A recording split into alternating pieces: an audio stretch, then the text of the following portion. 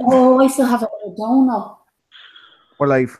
For fuck's sake, we've gone live already. But I fucking hope that got Amy going. I still have another donut. If it didn't, I'd be very disappointed. I don't set those up. You just do it by yourself. To be fair, we always kind of have gone live before we see the icon, and that icon didn't come up until very recently. So it's a good chance. I'm gonna be really upset if I actually did say another donut and not just donut. Donut. Well, to be fair, I haven't got a notification yet on my phone that we went live, so I haven't. I got the notification. Oh, my phone's probably just. Oh wait, Dan, are you still signed in on your phone to the IWF page? Because if you were, you won't get a notification. No, I'm not, because I wasn't signed in on my phone. There you go. Oh, you're not? Oh, cool. Anyway, I'm going to start this off by hearing the best news I've gotten all day.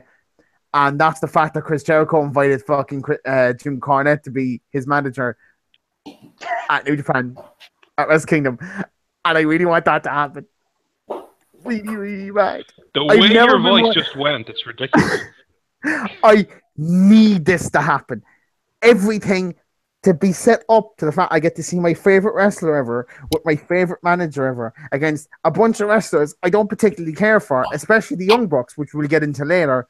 Fuck you, Alex. This is the best news ever. Can you imagine if he showed up? I think the internet will just implode if he showed up. They wouldn't know how to contain themselves.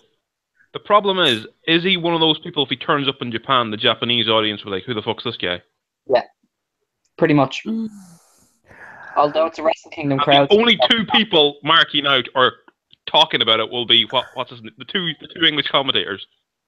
Kevin Kelly is it, and the other guy. Well, you don't know, like. Kevin Kelly is so cool, though. He'll probably just go, fuck, it's that guy. I know. I hope they do a job. I hope he's one of those guys that will. And he's worked with him in Ring of Honor as well, so when Jim Cornette was at Ring of Honor, I posted one of his promos at that CCW invasion in the forum the other day. Fucking great promo. I'm really, really annoyed that you're not going to be there now at Wrestle Kingdom if Jim Cornette does actually turn up. I know. I'm actually so. You would have had such a fucking like spaz attack or like imploded on yourself. Like you probably would. The other thing as well is because it's not live, he'll already know before he arrives there. I am not going to go near the internet. Or not Alex, fucking Aaron has like a Jim Cornette sixth sense. It's like, excuse me, and he just like runs to find it. Basically, I'm with Jim Cornette like Amy is with donuts. I'm so happy that we're 250 miles away. Pretty lucky. Yeah. The best thing is it's scary. He's a very scary person. We're quite lucky. Although I will say this, I'm glad you said the way Amy is with donuts and not anything else, because it could have been so much worse. It could have been. Like you could have gone with Trent Seven. No, you don't even need to keep talking there on that one. Like you can just stop. I'm not going to show people like what shirt I'm wearing now at this point. Thank you. Aaron, just by the way, there are people commenting, so just keep an eye, okay? Oh, is there? Ooh, already! Ooh, this is the best podcast ever already. Jesus Christ! Well. To be fair, one of them's me, so it doesn't really count. Oh, you're moderating this week, so you're the one that's responding to people this week. Yes, that's a new thing on the podcast. Last week it was me that was responding to people. Oh, you probably just heard me. That was me going into the fucking. What sounded like something else completely. I'm sorry.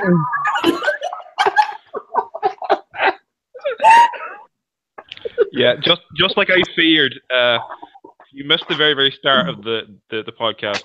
The donuts reference will not make any sense. Actually. Oh my god! No way. No, because we've referenced it so much now. Or did we? Or did I? Oh, fuck's sake! No, we didn't. We didn't. I got it. You can hear him go, I still have a donut. It's the first line. So happy.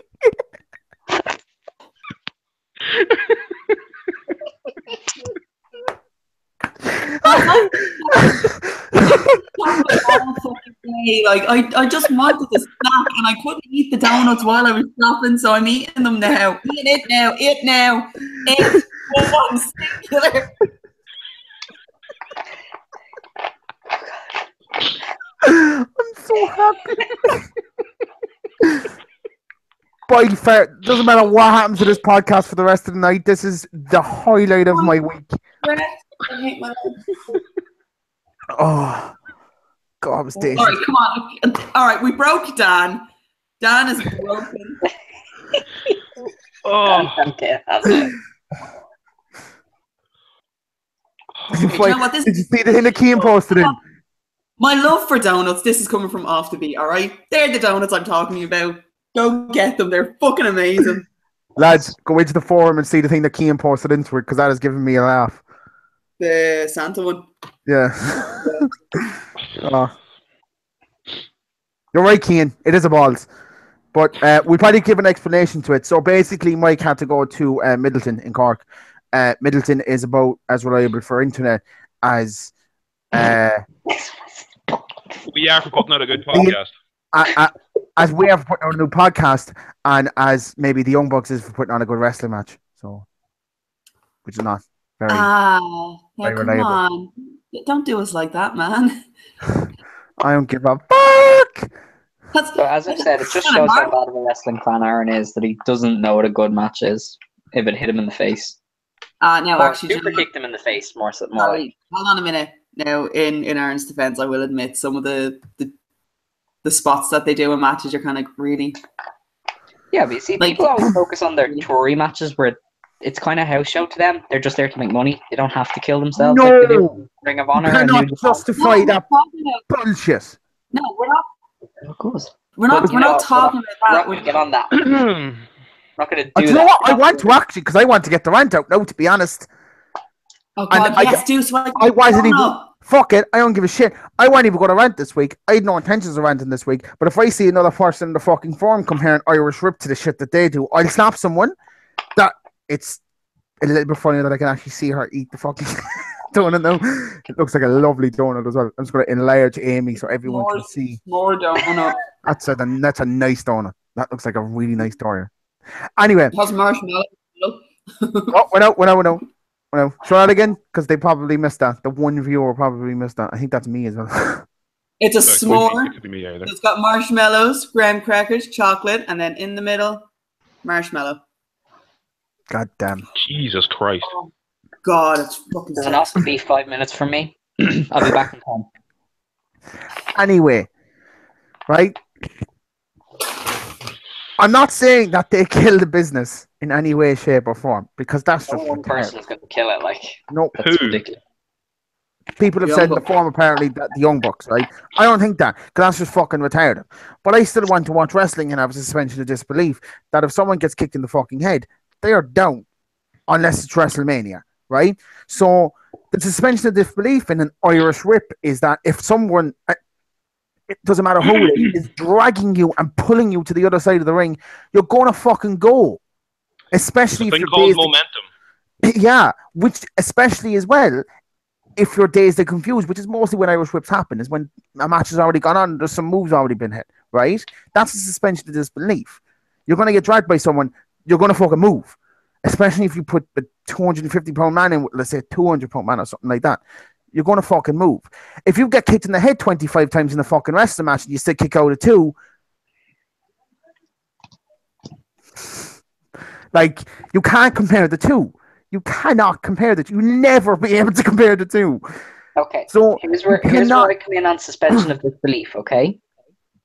If you pull me, I might run the ropes once, but I'm not going to rebound off the ropes and go again. Have you ever run into a wrestling rope? No, hold on.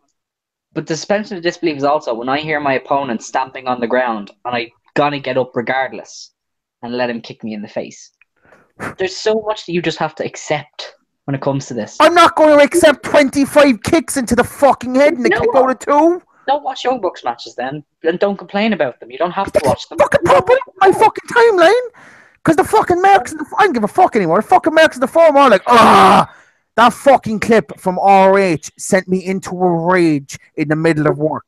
Plus side, I got through my shit a lot quicker and I got out of half past night. On the fucking bad side, I hated that spot.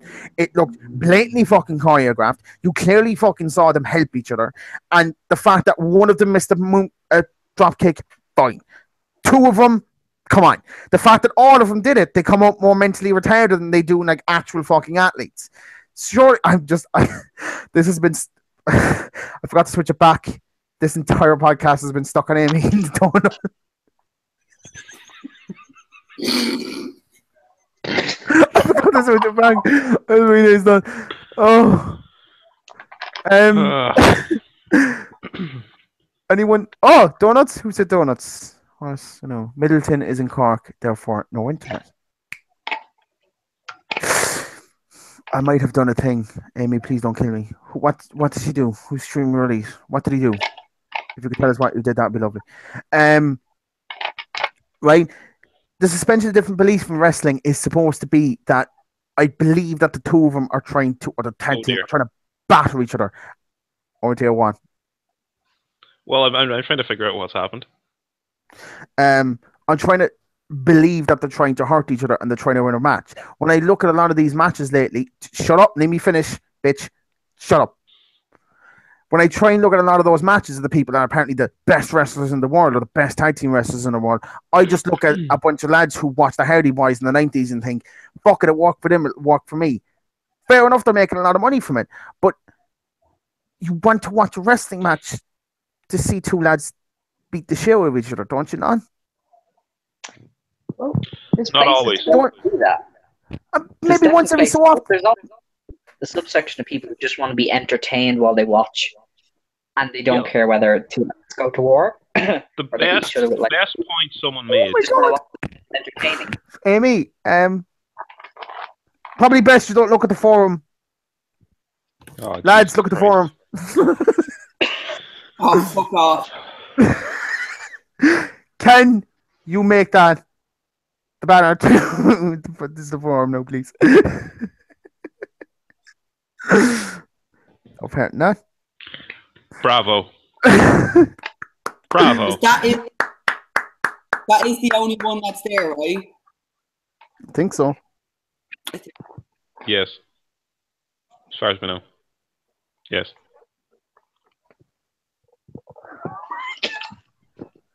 John's really killing me about this. As I look at this, I want another fucking donut. Probably the only one on the podcast because I will allow you and everyone will see it. Aaron, is it possible to change the name of the episode right now? Because there's only one word I can think of that would be best for a title for this video.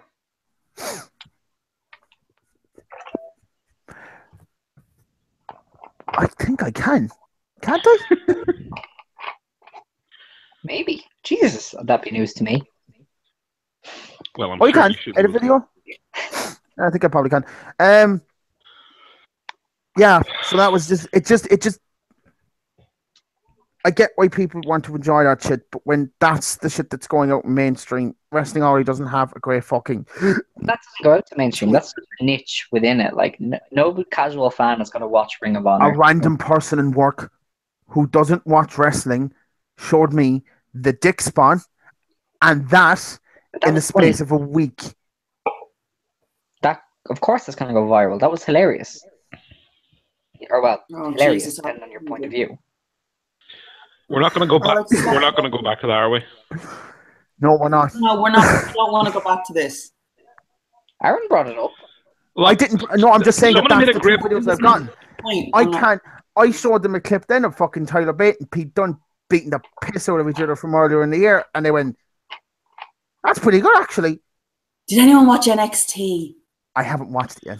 Not yet, but I've heard good things. Yes. Watch their match at NXT. It's so good. I can't wait until the fucking NXT takeover at WrestleMania. That again. I know. She's going to have Trent Seven with the belt on that one. Of course. Like, Alex, I don't know why you're trying to suck up to me right now. What do you want? I like Trent Seven as much as you do. Remember? Right. I've as switched. Much. I've switched the name of it. That's impossible. Trust me. Yeah. Trust me. It's close. Anybody wants watching live, refresh the page. You'll see a new name for the podcast.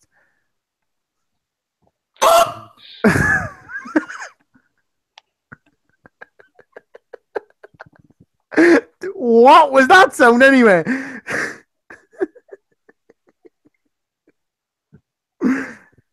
Am I sorry? No. You know what? It's fucking worth it. I would do it again. It was worth it. I hadn't eaten all fucking day. Like, do you know all I've eaten in the last 2 days has been 2 Philip burgers and a small chips. That's all I've eaten at least in the last 2 you've had days. burgers and chips. I've had a donut. Singular one. Donut. That's all I've had. We won't question that. I'm so glad people can't see our group chat. See, one guy commented and he said food is happiness. He's not wrong. No, he's not. Oh, definitely not. Hey. Anyway, there's a lot happened. We should probably stop talking about food and donuts. Wait a minute. Oh! Now I know who that is. Oh, you fucking little bastard. Who was that? Why? Okay, why else would someone be commenting in the thing saying, I might have done a thing, Amy, please don't kill me? Oh, right. Yeah, I know. Oh, yeah. Yeah, but do you not know? No, I know. I just wanted to figure out who Mr. Brightside is, because Mr. or Mr. Brightside. Mr. Brightside. You've already had this. I'm so tired. Look sick, like. I've worked the last 9 days in a row. I'm so tired. Aaron, is this like your first job or something? No, but I have never done hours like this in any job I've ever had. This is fucking killing me. You're very lucky. Welcome to the fucking real world, dude. Like, I'm working every day between now and New Year's, apart from Christmas Eve and Christmas Day. You poor soul. To be fair, like, I'm working today, so that was my last day in work for Christmas, and like I'm back on the 28th. But, like, at least I have like the weekend and the 3 days off. But back in January is actually really fucking easy because we have the bank holiday Monday. I'm in on Tuesday, off Wednesday, Thursday, and Friday, and then I'm in on Saturday. I know no one's going to watch this, and the manager he already knows why I asked for it off. I had asked for next Friday off because I'm going to be dying of probably the worst hangover in human existence because one of my friends is coming back from London. So, right, back to Did you get it off? Yeah. I'm seeing my family we... that I haven't seen in over a year. How dare you? I got it off. Right, let's try and move forward with this. The XFL is coming back, so that's more happy news. Is it though the XFL? Because they've already tried to trademark the UFL as well.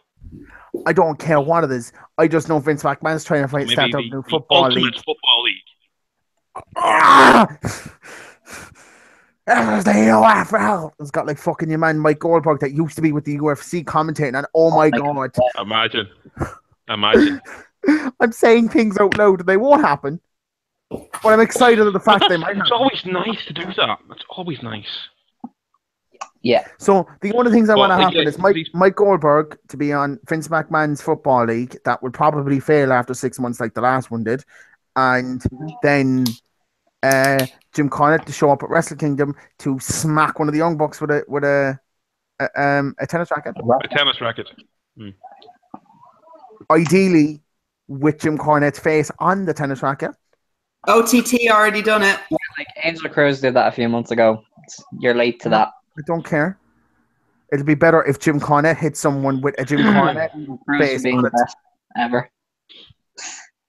Not that I do like he's his, ever I do gone like his to. theme song though. His theme song is quite good. I think. It's fantastic. Who's? Angel Cruz. It's on Spotify. I didn't know that. I was very happy. With Oh it. yeah, no, that's the remix version, which from what? What's the company does that? What?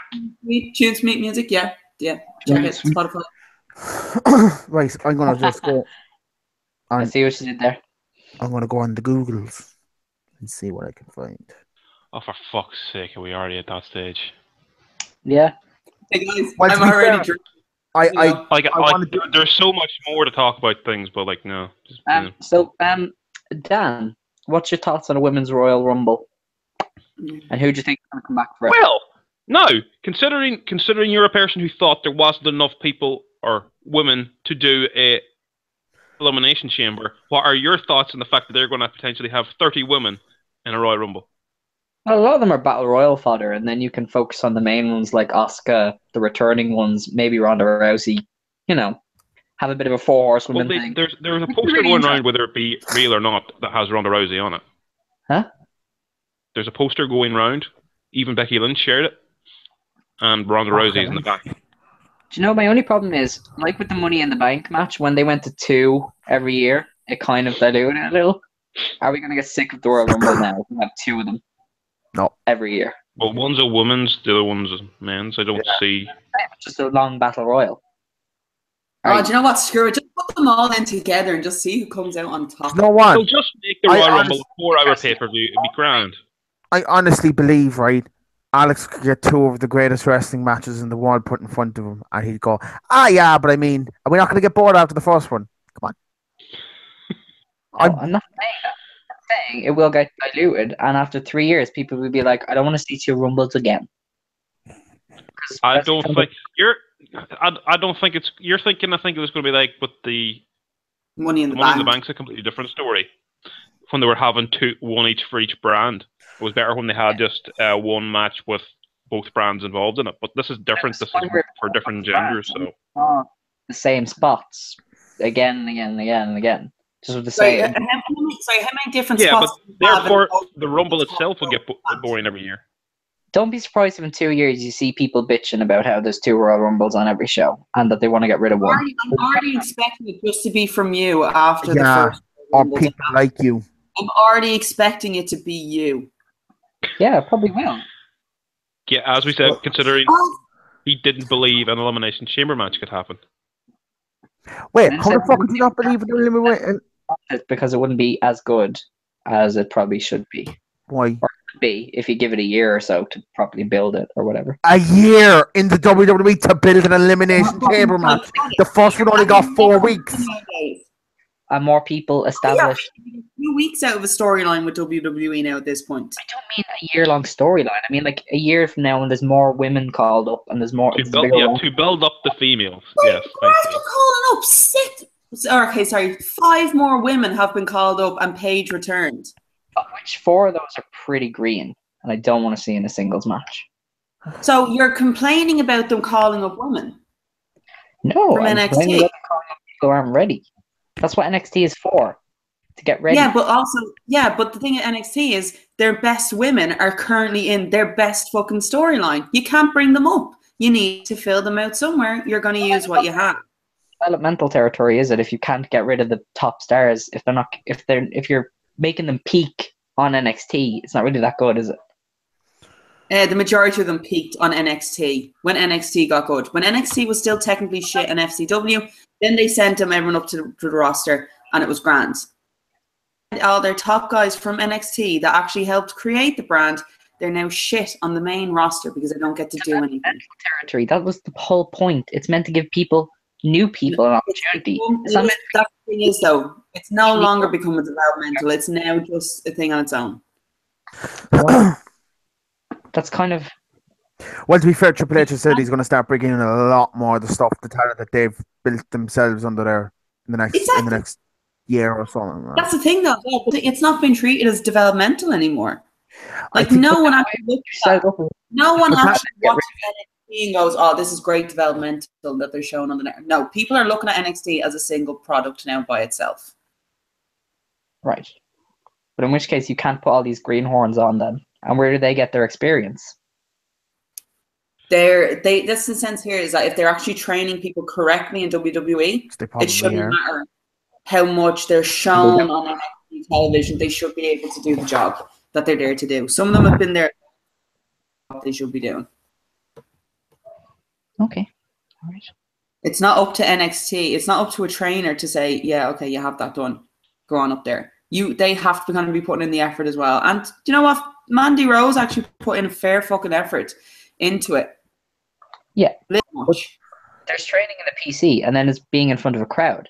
You can train as much as you want with that PC. You have to go in front of a crowd, which is what NXT you do realize NXT run house shows. House show all the time in front of a crowd, etc. It's not like they're all just sitting around fucking waiting in a training room to do a fucking taping. Like one of their tapings is done in front of a crowd. Every single one of their house shows is done in front of a crowd. If you said to give people new people a chance, which is NXT is meant to be next generation or whatever they call that start. Yeah, that's what it was when they originally started. And it's all the independent. Okay. Can I ask, what are you defining as originally starting it? Are you defining that as when they went on the network? Or are you defining that as... Well, even when it went on the network. I'm thinking of before it was even on the network. When they weren't shown NXT shows. It was basically, this is our new performance center. This is what we want people to train in. That was how they wanted it as developmental. Now what they're doing is a weekly running show. No matter how much they want to deny it, it rivals Raw and Smack. Raw and Smack. What? Smack. Did they get rid of the down? You just call it Raw and Smack. Well, it anyway, wasn't down, you just didn't hear it. But yeah, but it is kind of like a rival thing now. Like I would rather, I watch NXT weekly as opposed to watching Raw and SmackDown. How much I went back to look at something to see if I could see Liv not hitting someone. That was it, and that was just because of Becky Lynch's fucking gif. Becky Lynch. This went from the funniest podcast we've had in a while to a very, very tense one. So I'm already drinking. That's why I haven't spoken in like 5 minutes. I'm just gonna wait. I'm gonna go on to some good news now. Alexa Bliss is now the longest reigning Raw Women's Champion of all time. Ah, fuck off. I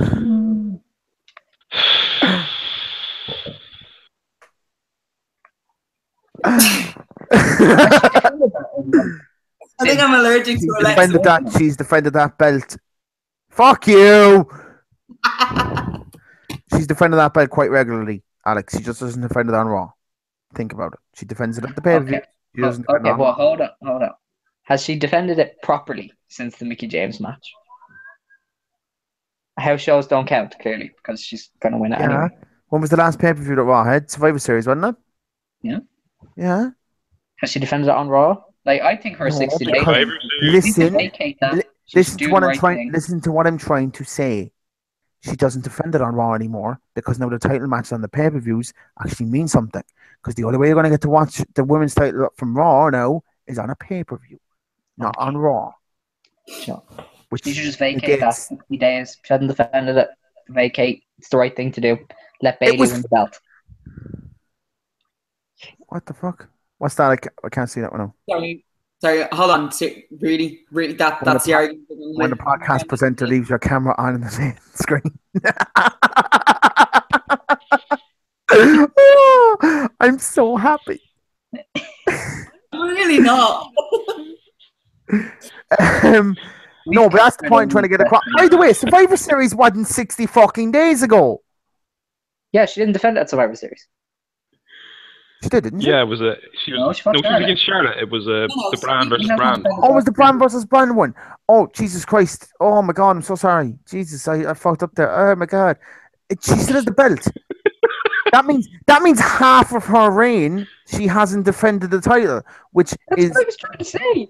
No, sorry, hold on. Lads, let's stop here. Let's stop here for a second. Since Brock Lesnar won the belt again, when has he defended the fucking title? That's Brock Lesnar. Do you really want to tell him you're getting the belt off? Do you really want to tell Brock Lesnar? I'm sorry. In this sense, we're going to go with there. If you have the main champion isn't even on your show, what's the point? That's why you give the next biggest to Roman Reigns. Sorry, hold on. Boom. Sorry, what's that? Oh my god, I forgot he was the IC champion.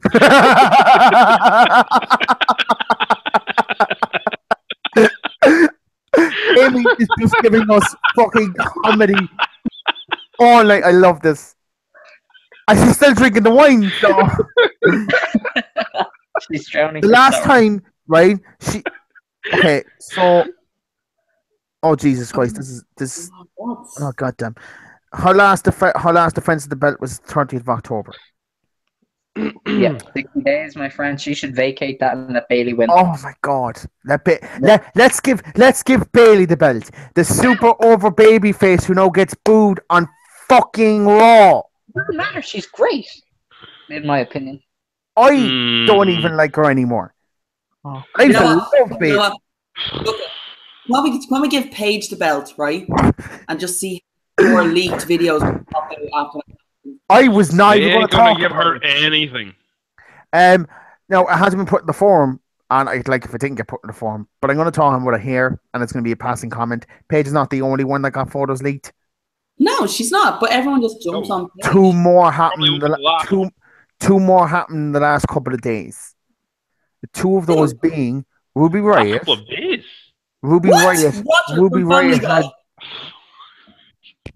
Riott had photos leaked. Roger from Family Guy. Roger from Family Guy. Jesus, that's the mental image I'm never getting out of my head. Yeah, check out that photo. And some Nia Jax. I'm not saying I've seen the photos, but if I have seen the photos, it could be anyone. Okay. They're like this one's where it was just some blonde yoke, and it was like, this is Alexa Bliss. Yeah. It's like, that's Alexa. It's like, no, it's not. Trust me. No, it's not. That woman's far too tall to be Alexa Bliss. That was my logic behind it. It's like her legs are the size of Alexa Bliss. I was like, that is way too tall to be Alexa Bliss. Yeah, no, that's goddamn. Yeah, and then Nia Jax still claiming is the other one, but I doubt that it is, to be honest. It literally could. Dan's clearly just seen them. Oh, it's not. I'm on live score. Oh, wow! What's happening in the live score? What's happening in the Arsenal game? Yeah, that's what I'm kind of looking at. What's the score? 3-3. What? God damn! Yeah, Liverpool were winning 2-0. Then, oh my god! Like, Liverpool scored again. Christ! Like, does Jurgen Klopp go, lads? Score 2, give him that hope, and I want Look, you to. We're going way off topic here. I was trying to stop this. Can we talk about as well the announcement of the Women's Royal Rumble, which was the most fucked up thing ever, which was we're battling each other. Yay for vaginas!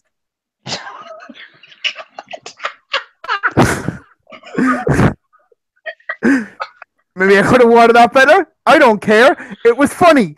But that was essentially it. We're battling each other. Yay! It's not. I just broke Alex. Is it not weird that not a single one of them went? I was just battling you like 2 minutes ago. Yeah. I don't give a fuck if there's a Royal Rumble. Fuck you. It doesn't really change anything, yeah. Like, oh no. So Alex is broken. Me and Dan are still talking. And Amy's frozen. Fuck that, anyway. I was keeping such a straight face that when you ruined it. That was perfect. That was. Oh, that was brilliant. This is why I drink. This is why I drink. But that was it, though. That was essentially the whole thing. There was just a big fucking thing. By the way, right, you would have absolutely lost your shit. Dan, can you move a bit because it looks like Keen's over your shoulder one.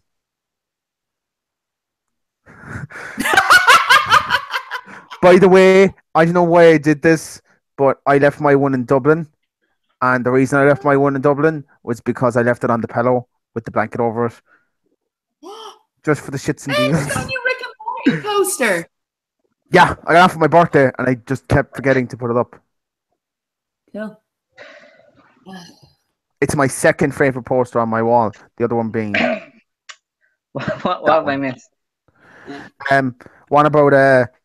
oh yeah, if you were inside work with me, you would have probably lost your shit at the fact that someone inside work says they like wrestling. So immediately I went, ooh, that's fun. Not my manager, no, somebody else. I have reason to believe that Aaron is kind of moving that down a little bit, and I don't think it was, ooh, that's fun. I think it was more like, it wasn't. Because I know, delay that reaction because I have to wait and see what the next sentence will be because that defines the whole argument.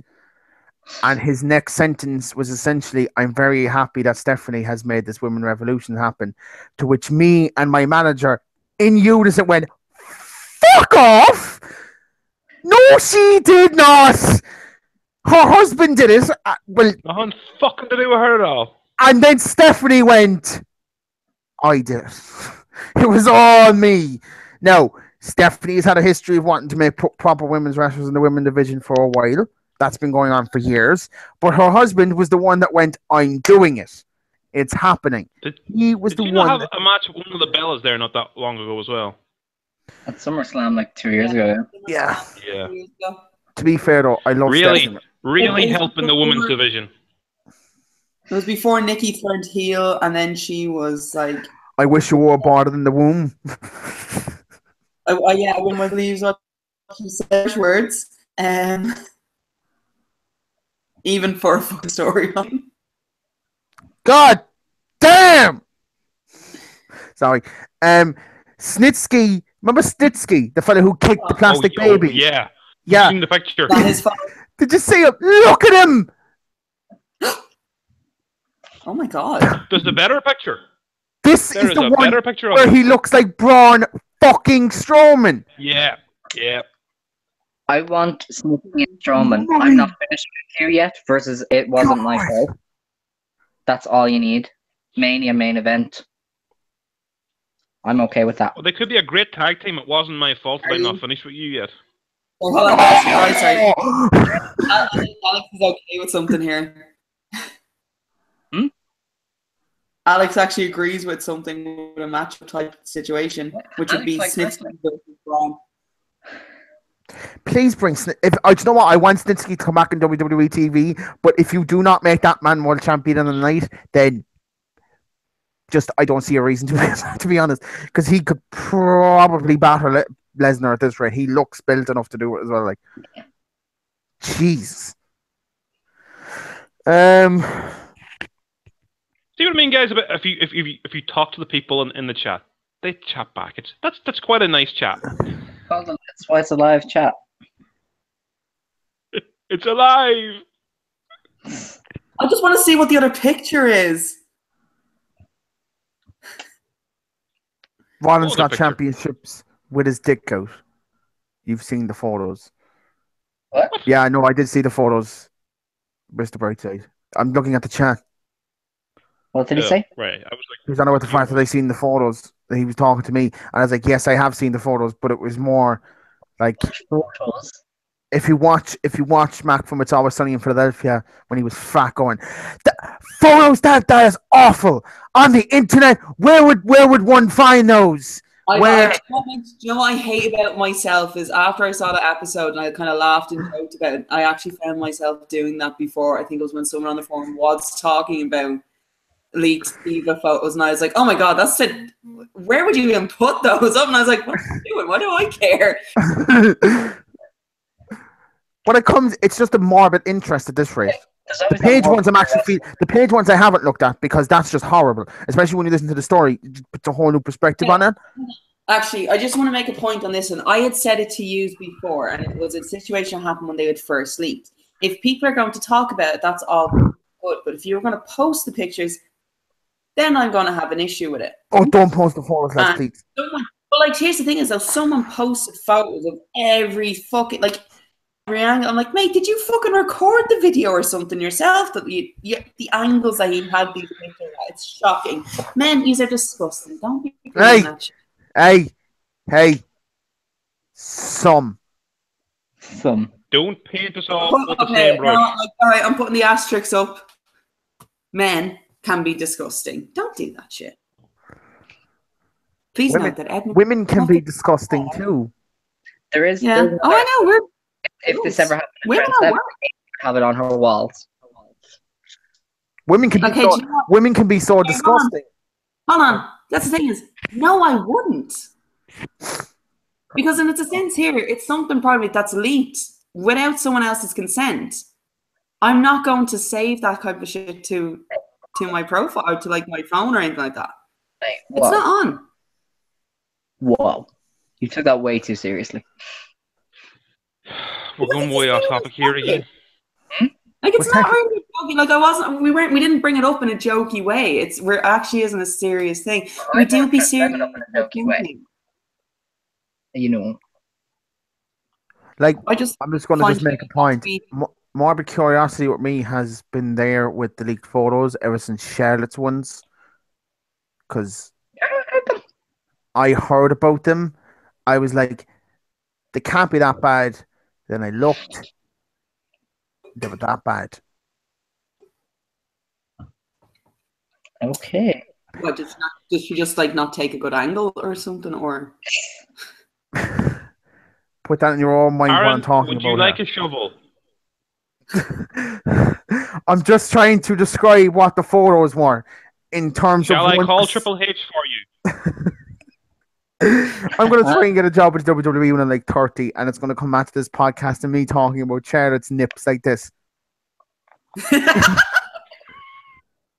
That screen grab. That's more likely to get you hired if Vince is still around. He'd be like, God damn it, he's funny. He'll make you head of writing. Oh God! Oh Jesus! No, we'd have Jim Cornette back. Like Jim Cornette back and have him as our like main heel. He'll be like, get out, get the fuck. No, he'll be allowed to write. He'll just not be allowed to make executive decisions like that. He won't be allowed to mention Jim Cornette. Can we stop mentioning the gay word? We're going to move on because I want to move on to the Callisto thing. That was disgusting, by the way. Callisto got hit by a bottle. Anybody see the photo below it about where he may have thrown the bottle from? Sorry, say that again. Because I honestly don't think on 205 Live, I think Callisto got attacked by Brian Kendrick and Jack Gallagher. And after it, the camera went on to Callisto and he got a fucking wallop of a water bottle, like right in the face. That's caused him to get stitches and everything and to get an MRI in his shoulder because it hit him that hard. Hold on a minute. According to his wife. To the forum. Because I keep seeing something with Brian Kendrick and... Yeah, so under that... There's a video. And then under that, there's a photo, and apparently... Look! Yeah, it smacked him, and apparently this is where he threw it from, with a running start. What? Now, holy shit. There's two things we need to talk about now. One, cunty as fuck. Two, bear shoulder. Great shot. That's an amazing... That was my first thought. Will you send me that link or that picture you put up there? Just send it to me. It's in the comment section of the actual post. Oh, fuck off! Can we react to things that our audience can see as well? Because you are reacting to shit and I haven't got a clue on the forum. Huh? What the fuck? It's in the forum under the video. What video? Oh, you just can't see it because it's going to be backwards. Just go into the forum. Oh, God! What? What is it now? I'm lost. Aaron, you can look at my screen if you want. That is fantastic. Oh my God.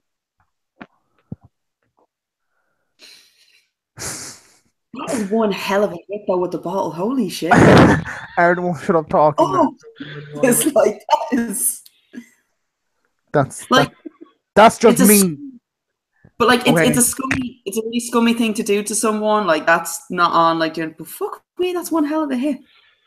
Can I just say, I think the way this is going, there needs to be a thread for watching this podcast. I mean, just for There needs to know, yeah. I'm very Yeah. happy with this, by the way. It took nearly 30 episodes, but lads, we got our own thread in the forum.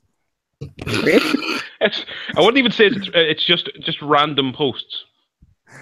If people keep making gifs of it, I'm all cool with that, to be honest. Photos, whatever. I don't give a fuck. People can make a gif of me going.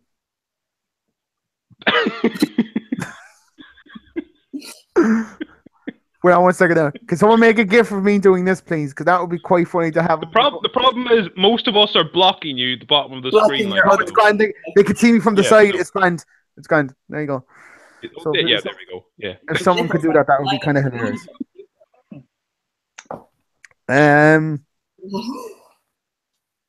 I was supposed to go out tonight. Yeah, but you're eating donuts and drinking wine on a podcast, which I feel Somebody like. who works in the late night, I know we're not in drinking the wine same and the donut county, is but gone. I beg for you to not go out because I want as little people to go out on a Friday night as possible. I had no, because I like literally came home from work. I didn't even come home from work. Went straight from work to do all my Christmas shopping, which I got done, and then I was like, oh, I have to go back. Well, you got done to a point where you bought all the presents. You just have nothing to wrap the presents in. Wrapping paper sitting on the kitchen fucking table. My mammy came through for me.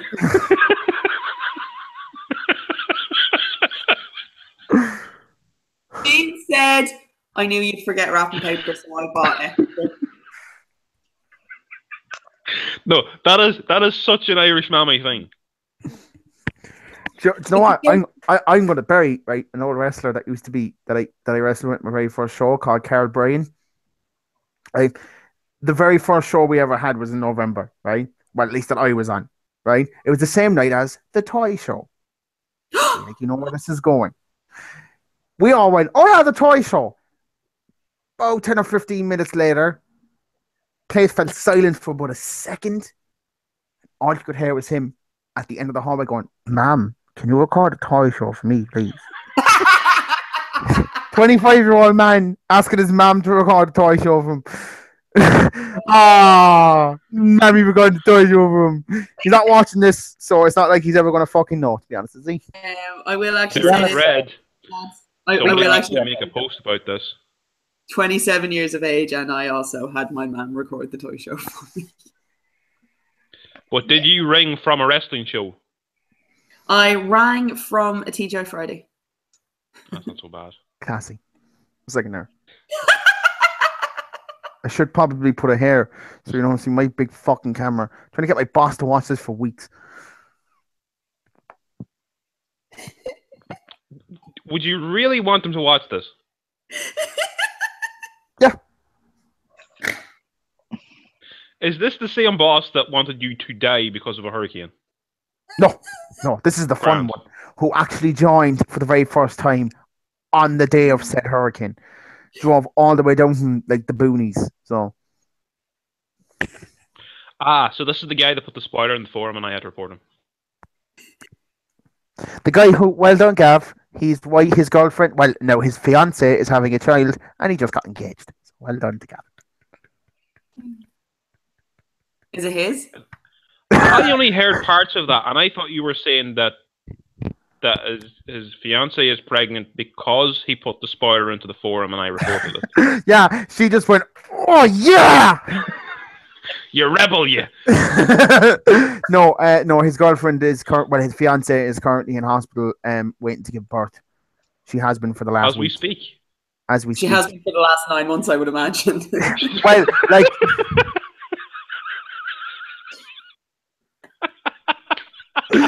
Please don't watch this, guys. Cannot cross that logic, though, can we? Oh, yes.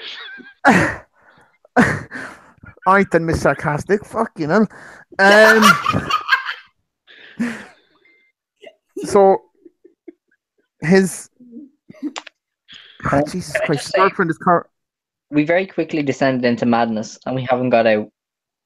I forgot you were even here and you've been that fucking You've seen Right. the title of this video. People won't expect anything. Well, it was We Are a Fucking Mess. No, it's Amy's dough, in brackets, nuts. So implying that she has nuts. See? Subliminal fucking comedy. There was nuts on the s'mores donut now, to be fair.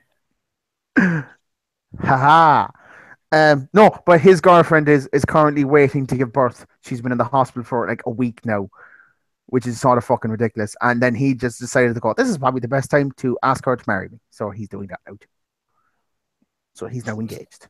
So well done to Gavin. You know what? We're gonna segue. Some lad got married at Being the Elite. Or he got engaged. No, he didn't got engaged. Amy, what do you think of Being the Elite? See, segue, seamless. Apart from that major fuck up I did, seamless. Actually, I will say what it was, but this is actually the really, really embarrassing thing. So that couple who got engaged at Being the Elite happened right next to me. Right, they were standing right next to me. He got down on one knee right next to me, crying right next to me, and I didn't realize anything was happening until people around me started to come around and saw her in tears and saw him down on one knee. And I started smiling there because I was convinced you were about to say the awkward thing is they broke up. I said yes. Right? Like, no, but here's the thing is, and I kind of turned and looked and said a little bit louder than I probably should have to the person standing next to me, who the fuck proposes at a wrestling show? To clap because she's right. and I realised, shit, I might have said that a little bit too loud. I'm gonna ban Now that prick from ever putting photos inside the forum again. I make it my life's mission that he never puts photos in the forum again. So much. You had I asked you to use that one, and you fucking used that one, ladies, bastard. Did you see the next one? Oh, Jesus Christ.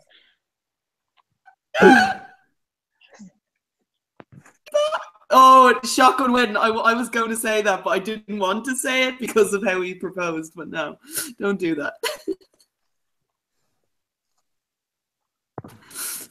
Oh, I hate this fucking podcast so much. I had to segue it. I really did.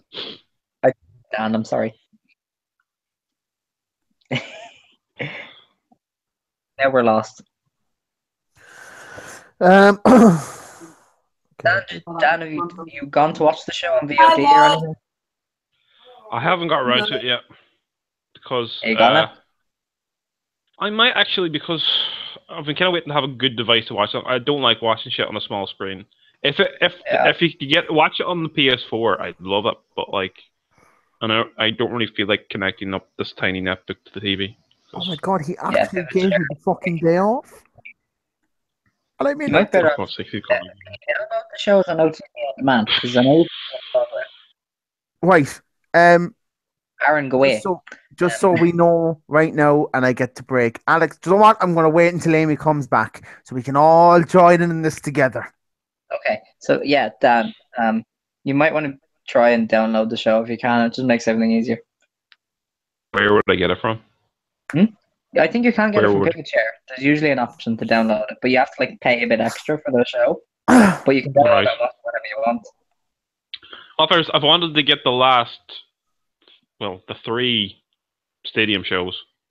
Yeah. Well, there's a couple of the ones I want to get as well. So for something like that, I'd probably be better off getting demand. Yeah, but you need time and internet. Yeah. I'll get around to it. Oh no, shit. I read it wrong. Fuck, I won't be breaking Alex's arm. Sorry, I built that up there for nothing. No, I got my timetable, but I read it. Oh no, I didn't read it wrong. Sorry, I read it wrong there. Guess what? The only day I can do with the podcast is a fucking Friday.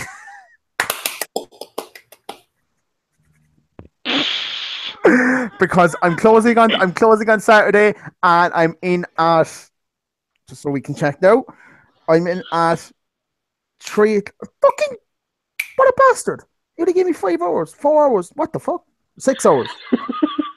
Jesus Christ, I'm fucking 5 hours on a fucking Sunday, but I still don't have to be until 3 o'clock, but I'm finished at 8. So, you know. Oh no, we're all finished For fuck's sake. Wait, we're all finished at 8. It's closing early on Sunday. Oh, sorry. Because it's New Year's Eve. You didn't introduce us this week either. I didn't. I need to get my donut was probably perfect, to be honest. Yeah. Yeah, so Friday's the only time I can do it because I don't care. probably guarantee. I'm going to be here next Friday, whether you like it or not. I'm swapping the shift with someone. Don't care. That's It would be hilarious if you go to all the trouble and switch it, and then we go, no, it's actually Saturday. Aaron. Yeah. Just don't get Alex's email. Just don't invite him to it. I'm not inviting him to it. I'm going to try and make it as hard as possible for him to get into the fucking video. I think, you know who we should invite into it instead? Nathan. And Keane and literally every other fucking that'd be the only two other people. I just realized what I was saying out loud. I was like, but that's it. That's kind of the only other 2 people that we can invite into it. So I'd invite Rachel into it. Probably invite my manager. To be fair, Keane's already here. Keane is here. Oh, yeah. Yeah, technically he is. And wait, 1 second now. Is my manager Gavin off on that day? He fucking is. I can invite him into it. There we go. We've got one hell of a podcast. It's going to be like a round table podcast. We need to allocate everybody time, because otherwise it's just going to be everybody talking over everybody. Yeah. Just the whole bottom of the screen is just a lot of faces of people going, hello, fucking Young Bucks, Mary Skirt, Kenny Omega. Just wondering, what actually happens if you have more people than there is space on the bottom of the screen? Do people start going up the side then? No idea. Going up and around. All fairness, that would be class, and then just the main screen in the middle. Right, when you cash in the money in the bank contract. We're just curious now, just viewers of it. Log in, we'll just see how the faces turn. It could be like a really shit Brady Bunch intro. Just me in the middle. Yeah, I've mentioned something else that Alex would have a clue about. Please say you know the Brady Bunch. Ew, Jesus. Oh, I thought there for a second his mic went because I couldn't hear him. Hold on a minute. Name 2 of the children in the Brady Bunch family. Okay, I don't even know that. So I know that literally like 1. Okay, then look at it this way. Name 1. Still lost. Seriously. This is the one that fucking comes home. Aww. This is the animal that comes home. If anyone from Cork has seen my dog, can you please get it? Because we need him for next week's show, when we're calling up every former guest back onto the show. Right. Hang on a second. We have Mike here as well. We have Mike, and we have Keane, and we have Nathan, and then, Jesus, there's going to be a lot of us. Everyone but Alex. Yeah, that's I just don't want Alex because I hate you people sometimes. It's just purely because it is his name. That's all. That's the only reason why I don't want them on it. Sorry. So did just talk about being the elite? Sorry, my dad came home and I was chatting to him. No, I shocked, and then Aaron was breaking news, and then he didn't break news because he wanted you to come back. Then I broke the news, and we had a good laugh off it there for the last 5 minutes. So yeah, okay. That he can't do next Friday. He can only do it on Friday. I can only do it on Friday, so that means he can't come Friday. You should never have said anything about screenshots. I said a GIF. All I wanted was a GIF. There's more photos, isn't there? Yeah, he thought it was a gift, and it's like a gift to everyone else on the forum, I think, at this point. Man, people are going to be looking at that forum going, what the fuck is going on? No context. Oh, Batista reportedly considering a full-time WWE schedule, which would be kind of cool, to be honest. God damn it. Oh my god. This is the one I think it is. Yeah. I give that a good one. That one's very good. To be fair. You have to give it that one. Hold on, this fella is micromanaging our podcast. He's making it ironically funny. Amy, Can we have a vote to make this the cover photo? yeah, please. I would love that as the cover photo. What was the form?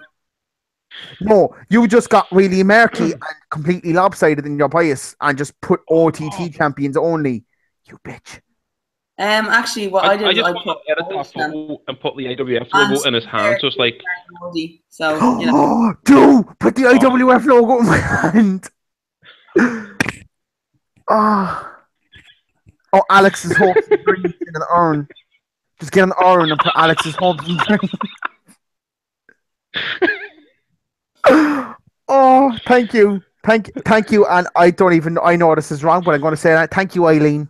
Thank you, because it looks like his name is spelled Eileen if you take away the father from the E. Well, his name is Alan. And his What name the hell? Take away the father from the E, and his name looks like Eileen. Well, there's the end of the pictures now. Yeah. For fuck's sake. I'm fucking happy. So yeah, being the elite. Sorry, hold on. I need, sorry, No shut one for a cares, second. Alex. No, stop for a second. I just need to double check something. Mr. Brightside, are you in the forum? Because if you are, you need to PM me about what we're talking about on live chat. Hold on, no. Well, I'd really hope that they are part of the forum, because if they're finding out about this video from somewhere outside of the forum, I need to know where you're finding it out from. We all do. Because how the fuck did he find? Thanks. Sorry for the interaction, lads. Charlotte's gorgeous. I'm not saying Charlotte isn't gorgeous, but if you've seen the photos, you'd know what I was on about. Anyway.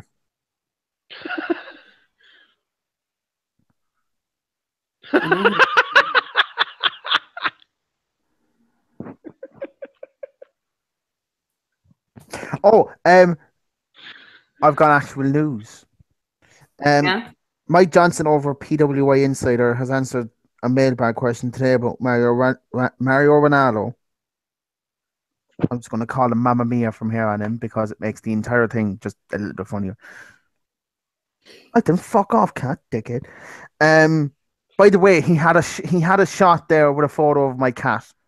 Just saying, if you want to go back to it, I feel like there's a ton of shit you can walk there. Mario only agreed to come back to work NXT and to work under Triple H. Despite all the anger thrown at JBL, the situation wasn't about JBL himself. I honestly believe it was probably more the way Ronaldo and the announcers were produced on the main roster, something that led to Mick Foley quitting a job that he pretty much could have had forever, which caused the issues. But given that all sides came to an agreement, no one's going to ever go on record for a long time. Not one person has ever told me that JBL was personally responsible for tormenting them that they're aware of. Once JBL returned to the company, he has been nowhere near the forceful, abrasive personality that he used to be. Oh, shit. I just remember that happened at the start of the year. You feel like all the hate that may have been thrown at JBL now might have been unjust. I don't know. He used to be a dickhead. He's still a dick, but like we were calling him a dick about this specific thing that probably wasn't his fault. Well, it's kind of warranted from like years with all this coming out. Got a reputation like that. Access TV announces the 4th season of New Japan Pro Wrestling. I love how it's just looking like Marty's being forced to watch this podcast as well. According to a report, WWE over Aaron's shoulder, just looks like they're being forced to watch the podcast. It looks like Morty is not Rick. According to a report from the ProWrestlingSheet.com, WWE officials tried to go out to keep the plans of the first Women's Royal Rumble match a secret, despite there being rumors for about a few months now. when the WWE Monday Night Commissioner Stephanie McMahon made the announcement at the end of Raw. Did that finish Raw? Was that the fucking main event? Yep. God. No, was it? No, what? At the end of Raw, the female competitors in the ring were apparently not told beforehand what she was going to say, so their surprise reactions were genuine. Only a few backstage knew about the announcement. That makes that spot look a whole lot more retarded. So, because if Stephanie knew that was going to happen, and maybe some of the writers did, why the fuck didn't anyone tell him? Why are they battering each other so? Because it's going to come off really stupid. But like, why are you expecting sense from the WWE? That's not what they do. Yeah, I know. I mean, Jesus Christ, New Japan made fucking the Young Bucks their tag champions. So they haven't been for a long time.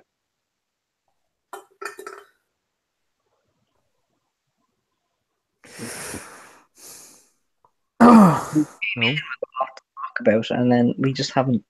The first hour of Monday Night Raw and SmackDown next week is going to be ad-free. Take that away from me, Amy. Thank you very much.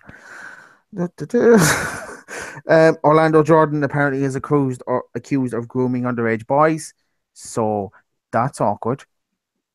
Yeah. If you're in the forum, tell me who the fuck you are.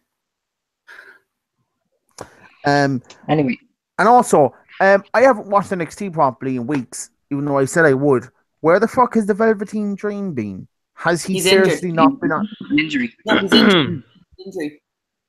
Right. Yeah. What? Like they take 2 months in advance, so even if you miss a day, you miss 2 months. Sorry, hold on. What did Dan say? I didn't say anything. You sure you didn't? I thought you muttered something underneath your breath there. No. Because I haven't a clue what's going on here for the last 10 minutes. Oh, Jesus Christ, SmackDown got fucked over here. Right. Next year's pay-per-view calendar got released, right? So it's the Rumble, Elimination Chamber, which is Raw's, Fastlane, which is now SmackDown's, WrestleMania, Backlash, which looks like it's a dual band pay-per-view now. What? Because it has no Raw and SmackDown next to it. They probably haven't decided yet then. Well, the next pay-per-view is Payback, and that's SmackDown's. So then Backlash will be Raw's. Probably. This is where then SmackDown just loses all of its main pay-per-views because July 15th is... No. So you have Money in the Bank, then you have Battleground, which is Raw, SummerSlam, Extreme Rules, again, which is Raw, and then they don't have another one till September the 30th, which is Hell in a Cell, and that's SmackDown. So hold on a minute. Look at it this way. Sorry, just before you do this. So Money in the Bank is now a dual pay-per-view. Yes, that was announced a while back, though. Yeah. That was announced a while back. That always should have been a dual pay-per-view, though, in my eyes. Money in the Bank is one of those pay-per-views are kind of like... I don't think just one TV, like that. Jesus Christ. SmackDown gets fucked over on pay-per-views next year. They've only got 4. They kind of, they weren't heavily screwed over this year, but there was a lot of 6-week gaps between their pay-per-views. Like they had to feel. To be fair, I only care about Big Four. Sure, it's not happening with Raw right now. Yeah, well, that's at the end of the year. No one really watches it now. They always just decide to just put out tripe at this time of the year. Like, no one's fucking watching it. Wrestling in December is fairly like average. Even New Japan is shit this month, like. Which is sort of retarded considering the fact in a week's fucking time they have their biggest pay-per-view of the year. So why would you do shitty booking now? Is it weird that their biggest pay-per-view of the year is in January? No. For a lot of people, though, this will be the kickoff to most of the next couple of months anyway, because it starts with Wrestle Kingdom and ends with Mania. So kickoff month. Right. This is where it gets interesting, bro. Mania, of course. That's what we're all looking forward to next year. Do you know? Do you know what? Screw that. I cannot fucking wait to see Tyler and Pete in singles competition again. And it's fucking Pete against or Tyler against fucking God. Against Zack Sabre Jr. Thank you. And then Keith Lee and fucking Pete Dunne. Can I finish off what I was trying to say? Because I have an interest. You know what? No, because you kept cutting Alex off when he tried to talk about being the elite. Yeah, and that was because it was funny. Bitch. There's only 4 pay-per-views for the rest of the year. There's only 3 pay-per-views for the rest of the year after the end of September. That's good though. That's 5 in total after SummerSlam. yeah. After SummerSlam, you only have Extreme Rules, Hell in a Cell, TLC, Survivor Series, Clash of Champions.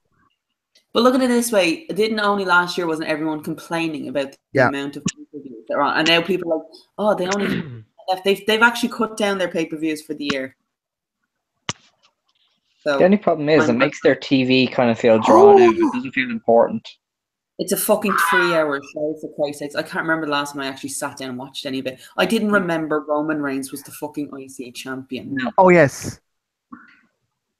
What's that say? Oh yes, I want me some Snitsky. We all want them. We all watch them Snitsky now, to be fair. The man's built like a brick shithouse. How This freaking top- long is your finger? I don't know. This top, you can get it a hot topic. No, Yeah. I just learned this. This is great. That's great. Probably be sold out by the time you get there. Did he not? Did he basically play? Watch every top that I fucking want now. Cody Rhodes. Sorry, go on. No, you were talking. Oh yeah, but no, he clearly he should be sent a cease and desist for plagiarizing that. You know, just like the books did. Because I'm just plagiarism is thinking, bad.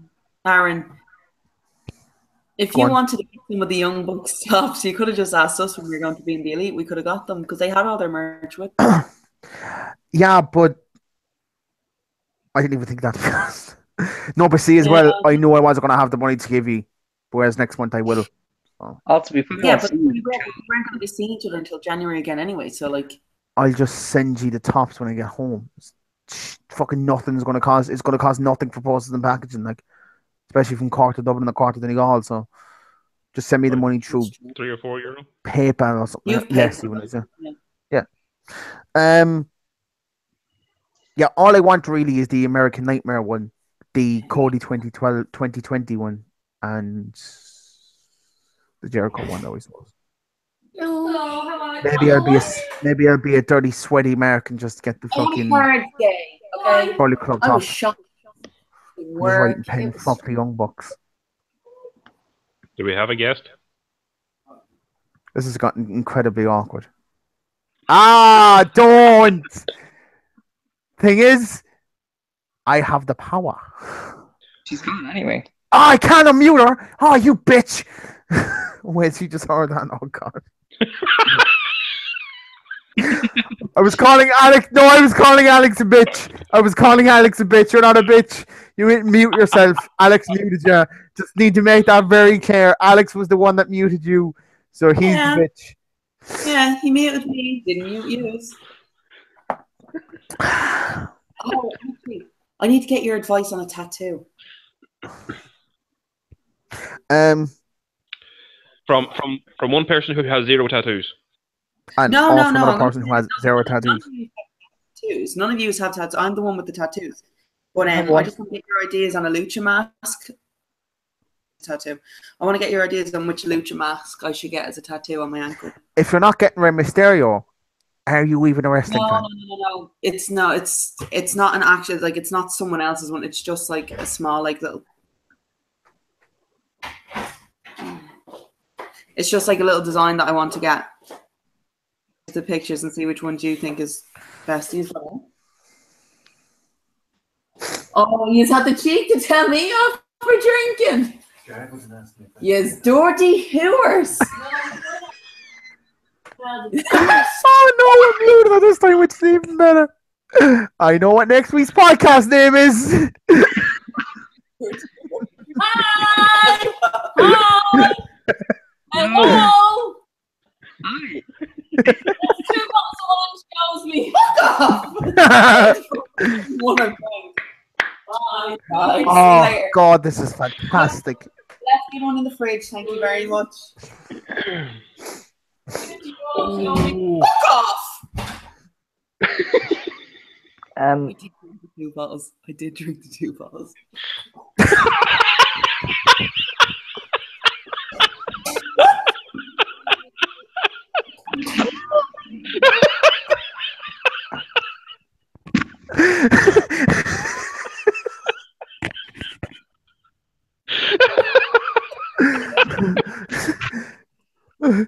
There we go. That's Amy just openly admitting to her alcoholism on the air. Not that she had to do it anyway. But If any of you have ever seen me in the queue for OTT, I'm drinking since 12 o'clock in those things just to keep warm. Of course, I'm an alcoholic. I'm just a really well-functioning alcoholic. she's just using the whole to keep warm as an excuse. No. Again, I am an The next- alcoholic. I'm just a very well-functioning alcoholic. The next podcast name has to be Amy McGee and the Dirty Hooers. You dirty hairs. Rachel said she enjoyed the podcast. She will watch the end of it tomorrow when she's walking up. I'm deleting that one because I look atrocious in it. Pick a better one. You can use the same caption. Oh no, I need to see it before you delete it. No, I need to see it before you delete it. No, it's gone. Dan, did you get it? No! Damn it! Wait a second. He can just post it again. Just post it again. Post it again, yeah. No, if he keeps posting again, I will remove him from the forum. Send it to me privately on fucking on Messenger, so I can now post it on the forum because he won't block me. No, don't you fucking dare.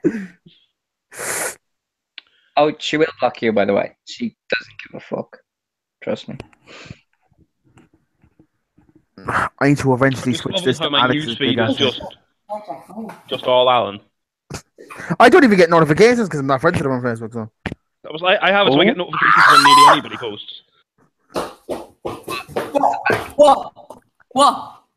he added me on Messenger. You shit! You dick! He is dirty horse. Yeah, Dorothy, who are you? Thank you so much. Fuck you, Alan. Fuck you, fucking horse you rode in on. Oh, Jesus Christ. I know what the banner on the fucking group is going to be, though. Not the forum. The group for the actual podcast. Oh.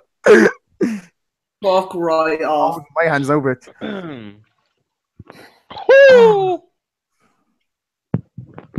Oh, that's made my night anyway. No fucking way that bottle of wine costs 25. Well, carrots, knock down the laptop off, I'll kill you. 25 quid for a bottle of wine. There's What? no fucking way they spent 25 quid on that bottle of wine. This week on Amy's Wine Connoisseur. You know what makes it even worse? I have a wine app, and I'm actually going to double check and see how much it costs. You have a wine app. Myself. Yeah. Do you think that's bad? I spent most of my week last week trying to figure out what fucking whiskey I was going to buy out of my money. Do you know what I ended up fucking settling on? A pair of fucking wireless headphones.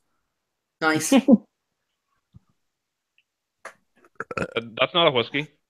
It's not, but I'm actually going to get a Japanese one when I get my hands on it. When I get the money. A Japanese whiskey? Yes. They're supposed to be fucking amazing. Are you the me of whiskey, so? I am to wrestling and you're to whiskey. Do you know what? Japanese whiskey. You know what? No, because Alex, some of the wrestling that you use, you like is shit. Thank you, Amy. I wasn't going to say. New Japan No, Pro whiskey. do you know what? I'm basing this on the Scott Hall issue. How can you not like Scott Hall? What's wrong with you? Okay, hold Seriously. on. Now, I like to point out that I'm going to be ripping the shit out of him in this one, even though he's giving me whatever's actually in that loot box. So, the Scott Hall, whatever the fuck it is, hopefully it's a t-shirt. Well, like, Actually, don't here's the thing. It's a signed item. It's not going to be a t-shirt. No, it's not. It could be a sign. Oh dear! Can you tell me what it is? It's a DVD. Alright. Hello? I was like, don't say it over this, because I'm assuming if you know, there's a reason why you know. But I was going, all right, cool. All right, cool. It's DVD. Good. That's cool. How is that their biggest announcement ever? So if it was just a DVD. Because it's the Scott third. Hall. Yeah. It's fucking Scott. actually- I swear to God, Razor I'm actually going to beat the living shit out of you. This is basically Alex it's and he said, Razor Ramon. well, he wasn't in Japan, like, so is he even really that good? He wasn't in Japan. It's Like, actually Razor I know. Ramon. Hello? Like, this the thing is, right? So I was sent, I haven't seen. I heard Dan at school. Aaron, do you want me to send you the list of what's in the box? Yeah, go on. How do you know? I have my ways of finding this Right. information out. I want to block the photo, right? But oh shit, this was his reply to me when I laughed at the photo. Oh, it hasn't even started yet. I Alan, haven't What? even See? started yet. The Alan, photos, I'm assuming on Amy. He's already ripped the share of me, so I'm assuming he's on to Amy next. Alan, I actually will remove you from the forum. You know I don't like shit like that. Amy, take it like a champ. Jesus, Aaron did. I Alex- did. Sorry, Alex, you can't even do a forfeit seriously, so you can't say shit about taking things like a champ. That's true. I don't do embarrassing shit. I can take pictures. Alex, hashtag no leg to fucking stand on. Kind of do though.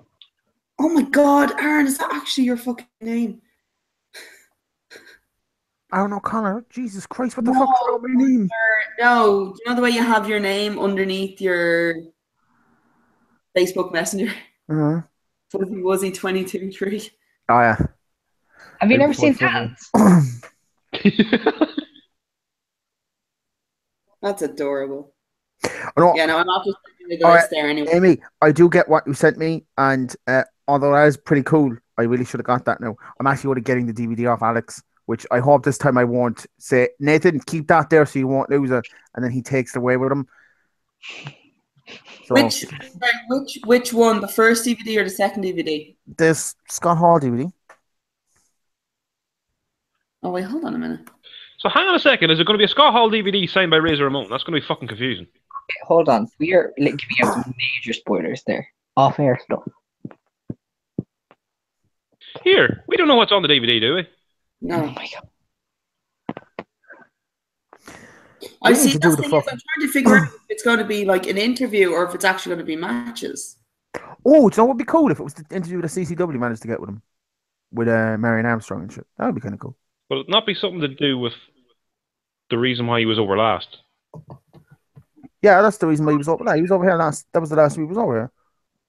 No, but I mean, like, it's when he was over in the UK. Who's going to Shawn Michaels? Anyway, anyone? No. It's me. None of these going. No.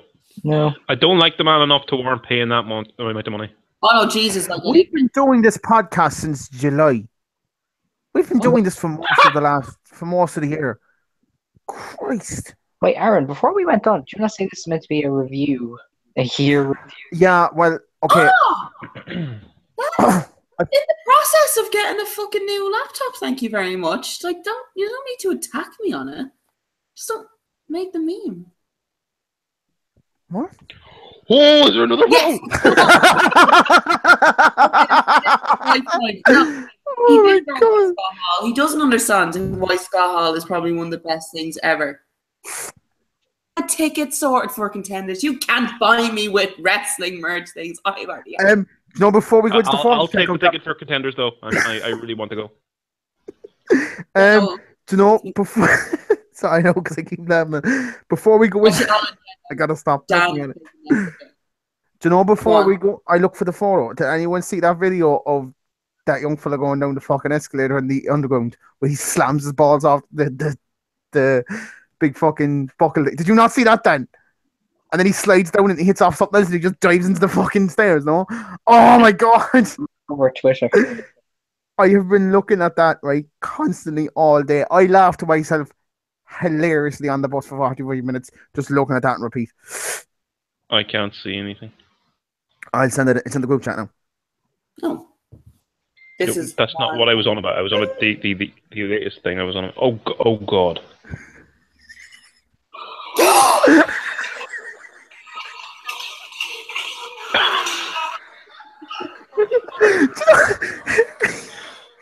I can't stop watching it. Oh. Oh, the slow-mo. Just bounced. Oh. Like, that's the exact reason why that shit is in the middle of them. It's the look on his face. Oh. It's the look on his face. He knows what's coming next. He knows he ain't going to be able to go through this one. In all fairness, he took the first one like a champ. You listen to the sound when he takes the first one.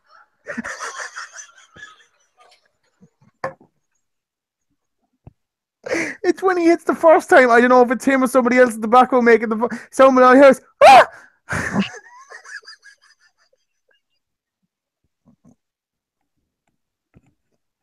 Fucking Dana White put that in his Instagram.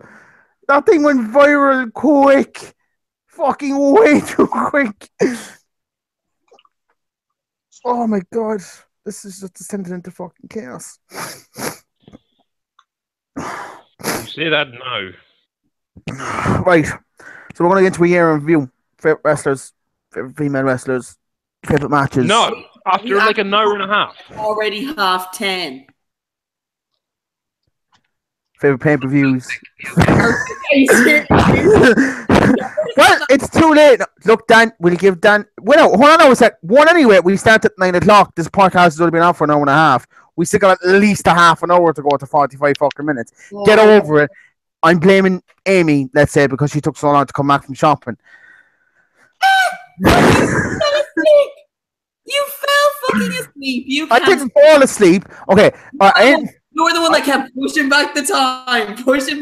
You could have done it without me, but no. We were originally supposed to be 7 was announced the last day. Then Aaron said, "Oh no, 8."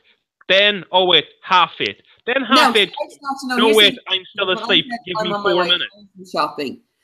You had said, "Fine, we'll push it back then to 7:30," and then all of a sudden it was 8:30. Pushing it back, not me. And I'll back you up on that one because the time changed at least 3 times. Well, we also last week where we decided to just not do it at all. That's because as well we've now learned no one can fucking do it. You literally cannot have the podcast without me here because he can't sign into it. We can if you'll fucking give me the code when I send for it. So send it in a text message. Next time. That seems like I need to be on the device so it registers then my device then for future.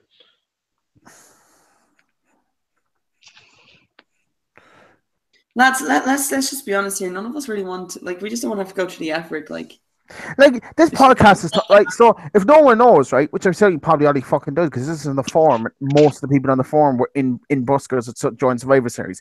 Since we met up with each other, right, we've done this podcast twice. It's gone to utter shite since we fucking did it. Like, we don't give a shit anymore. To be fair, we didn't really give a shit to start with, but fuck it. Oh my god! Yeah, I know. I mean, for fuck's sake, I know this was a bit of fun at the start, but Jesus Christ, at least we were getting consistent there. So we had week after week, we were pumping it out, and it was great. And the moment we met up with each other, I mean, I can't do this week, but I can do next week, but I can't do that day, but I can do this day. But then 2 of us can't do that day, but we can do it a couple of days after. But it all kind of comes back to the fact that nobody else could start this except you. Yeah, if we didn't have to work around Aaron, it'd be a bit easier. Yeah, because there's a lot of going right. I can't do Saturday. I can only do Friday, and then it's well, I can't do Friday. Mm. Next week we're gonna have our Festivus celebrations. I've got a problem with you people. I'm gonna tell you what's wrong. What was it? Shit, I literally just read it. I've got a lot of problems with you people, and now you're gonna hear about it. So that's how next week's podcast is gonna start. So are we giving out about people? No, that's just a joke because that just came up my timeline. We were gonna start getting somewhere, and then we got derailed again. Alex, you're not even talking anymore at this point. Your phone has spazzed out and your face has disappeared from this video more in the last. Just to continue the food, my girlfriend's just sent me a picture of the takeaway she's just got. What the fuck is that? I think they're spare ribs, and then there's curry and rice, and I don't fucking know what else is in it. I'm watching a woman wrap her pet cat in wrap for Christ's sakes. This is just what dreams. That has to be ribs. Surely it's ribs. Must be. Fuck, I'm hungry. New Russian cat. Did I say that? This is not the time for shopping. I thought I said that in my mind. No. Dad, did you know if you I want pass to the write ball? like that. Dad, did you know if you pass the ball to Romelu Lukaku at precisely 11:55:24 on New Year's Eve, he still won't have it under control by New Year's Day? That's a fun little fact. In all fairness, the man has huge feet and giant legs. I have the exact same trouble. Give the ball to him at 70 chest height. 70 million pounds. I want him to be able to control the ball.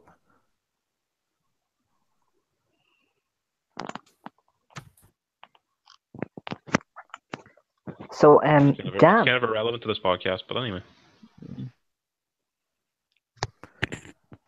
Don't make me grab my coat. who was your favorite wrestler? This year. Do you know what? Let's do a year review, but let's just not even go into specifics. Let's just talk about shit that happened in the year and let's just react to it. Okay. That's fair. Yeah. I fucking hate Joey Ryan. I was waiting how long Joey Ryan would take to come up. Fucking dick swinging fucking. Still wish I made as much money as him, though. Do you know what? At least he actually I was makes gonna contact with his opponent. I Don't doubt know. someone grabbing his dick. I could live off Young Bucks Carrots? merch money for a year. Carrots? I swear to God. My TV is turned in such a way, right, that if he even jumps up behind it, it's gone off the fucking stand. I just realised you're talking about the cat. I had no fucking idea what you were saying when you kept saying carrots. I thought you had a Is weird the cat called Carrots? Yes. Did he eat your rabbit? I seriously No, thought you had a weird form of Tourette's, and that was like your trigger word was carrots. Carrots. Carrots. No, basically, you're going to see a cat's hole on TV. That's his tail. It looks like a carrot because it's orange. Yeah. And it looks like a carrot. It took about 8 weeks for us to figure out was it male or female. I had Sandra stuck in its head for fucking weeks. And then one It's really day, easy to tell a male and a female cat apart. When a female cat is in heat, you know about it. oh, I do, because there's a fucking stray that keeps coming into my house that just spends 2 or 3 o'clock in the morning going, wow, wow. That's all I fucking hear. What is this podcast becoming? Anyway, my favorite wrestler of the year was, I don't know, fucking John Cena. Just to piss off him. My favorite wrestler. Do you even like wrestling? Do you have a favorite? I'm tied between. See, I want to say Chris Jericho because of the shit that he did with Kevin Owens. I want to be that fan and not pick a WWE person, but technically is still a WWE person just because I've got to see them do an awful lot of live shows as well. Alex is probably going to pick fucking. I'm going to throw just a random wrestler, and I'm going to assume he's going to pick someone from Japan, and he may or may not be Japanese or Canadian. Alex, all of the roster. What? Oh, he's not going to pick one. Apart from the Young Bucks. The Ring of Honor roster. This is why a year review can't I'm gonna say my favorite wrestler of the year has been Cody Rhodes, and I mean just for his Ring of Honor gimmick, his physical Ring of Honor gimmick, which is the most obvious fucking heel move ever, and how no one has thought about it or done it before this is fucking beyond me. That my biased view and everything, Pete Dunne has actually been my favorite this year because I think the matches that he's done have been phenomenal. Oh yeah. I was going to say as well because him during the UK tournament was brilliant. Just did not give it. It was beautiful. I love that. It's still, I think that's probably one of my favorite moments of the year during the UK tournament with Triple H is when William Regal's in his face, just going. He's just like. You fun, It's really funny though because seeing what he's doing on WWE and the heel character he's playing there, and then getting to see him at OTT and on the Progress shows and the character that he's playing there, you're kind of like, he does nothing that he can't do in a sense.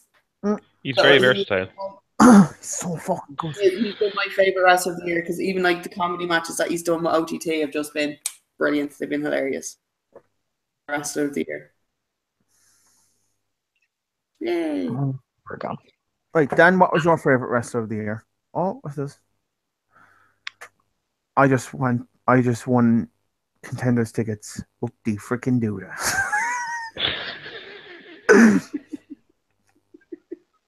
To be fair, I'm just assuming that's your reaction to everything, because until you started drinking in buskers, I barely saw you crack a smile. It was just perpetual fucking. Because like literally, when I just don't do any kind of expressions, my face just normally goes. And people always think I'm angry, and I just like, no, that's just the way my face goes. I literally have resting bitch face. I do too, to be fair. I keep getting asked to say work. Are you angry? I'm like, no, I'm just me. Which doesn't help when you're greeting the public. It's just like people are going, like, why are you so angry? Anyway, Dan, who's your favorite wrestler? My favorite. No, I was kind of gonna say Pete Dunne as well, because I haven't first seen him then at was it Scrappermania live. I thought he was absolutely amazing to see live. I just couldn't get over the fact that like we get to see him like on a regular basis over here. And then the stuff that then he's doing in NXT and WWE, fantastic. To be fair, he's probably been the WWE's best in-ring performer of the year, apart from like AJ and Neville, of course. Neville's been good this year. Yeah. Enzo's been great this year ever since he turned heel. Not in-ring, but like everything else. Yeah. Yeah, so you'd have to be very specific about like if you're just talking about in-ring or like gimmick or. Well, just kind of overall. Do you know what I mean? Yeah. Jericho hasn't been the best in ring this year, but he's probably had one of the most memorable runs of his career. Actually, no. Wait, can I change mine? No, you pick now. No, you're not allowed now.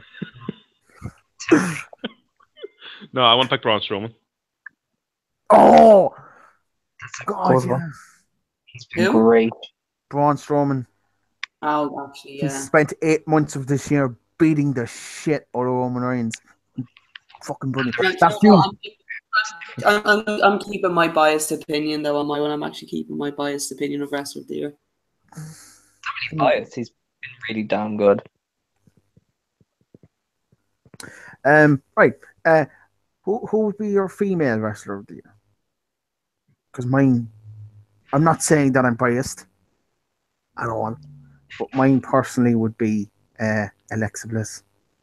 Just for the fact that she, by right, got drafted to a death spot on Raw.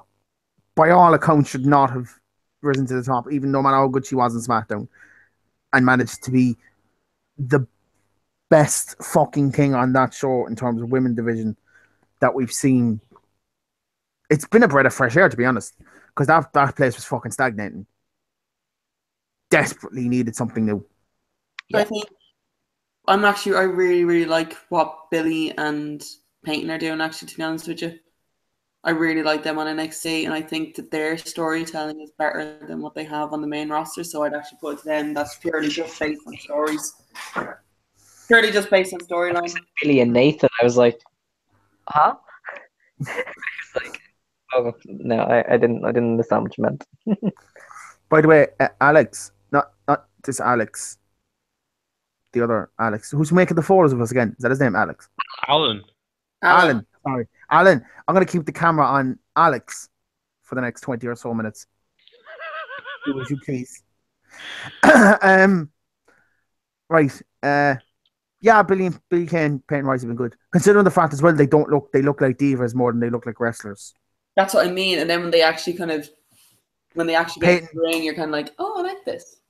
Peyton does just a beautiful bridge from that fisherman suplex. Just, I saw and I went, oh, damn. My pick is Ember Moon. Oh, I do like Ember as well now, to be fair.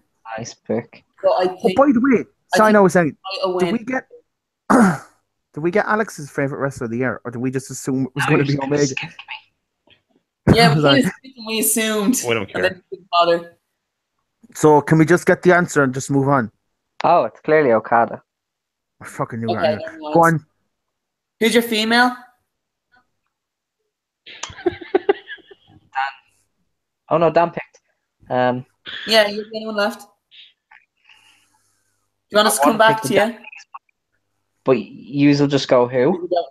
No, pick a Japanese one if you think that she's better. You'll probably be wrong, but Yeah, you won Mayu Iwatani. She kind of took the mantle from Shirai and your one Kairi Sane and did really well until she like broke her shoulder doing a dropkick. So I picked I her. don't know if you can read this. moving over. What's the deal with Conor McGregor looking like Conor McGregor more than Conor McGregor steal your dad's ID where he can... What the fuck? Sorry, Do you hang on, understand it? What's the deal where Conor Wait, we McGregor put is Dan on the weird screen looking so I can more? actually read it. Do you want me to just read it out to you? Yes. What's the deal with Conor McGregor's weighing looking more like Conor McGregor? Conor McGregor, steal your dad's ID, get your best Gucci's on, and get on with it, wee man. Was that tweet written by highly intoxicated? No, that was tweeted by No I'm There, who just doesn't give a shit. I'm just trying. He just does full Scottish. Would it make more sense than if we read it in his accent? Possibly. I thought me being from Donegal, I might have gotten close to it, but no, clearly not. I'm actually really upset he's out for like the next 4 months. That was kind of unexpected. Oh, Dean Ambrose is injured for the next fucking 6 months, apparently. Just gonna say it. Possibly, yeah. Well, see, the thing Possibly, is, yeah. they keep Best actually thing for his they career. mention he had surgery, so he's coming back as a heel then. Fucking hope so. Oh my god! Did any of you see the fucking the Christmas animation ads that WWE did for their network? What with Braun Strowman is fucking... I've avoided them so far, but I've heard. No, I've heard okay, them. holy shit. This is fucking hilarious, right? They do one for the Shield, right? Which is they're all coming up as snowmen, okay? And Roman comes up from the ground first, and it's like, obviously it's the Shield music. He does an eyebrow and he looks.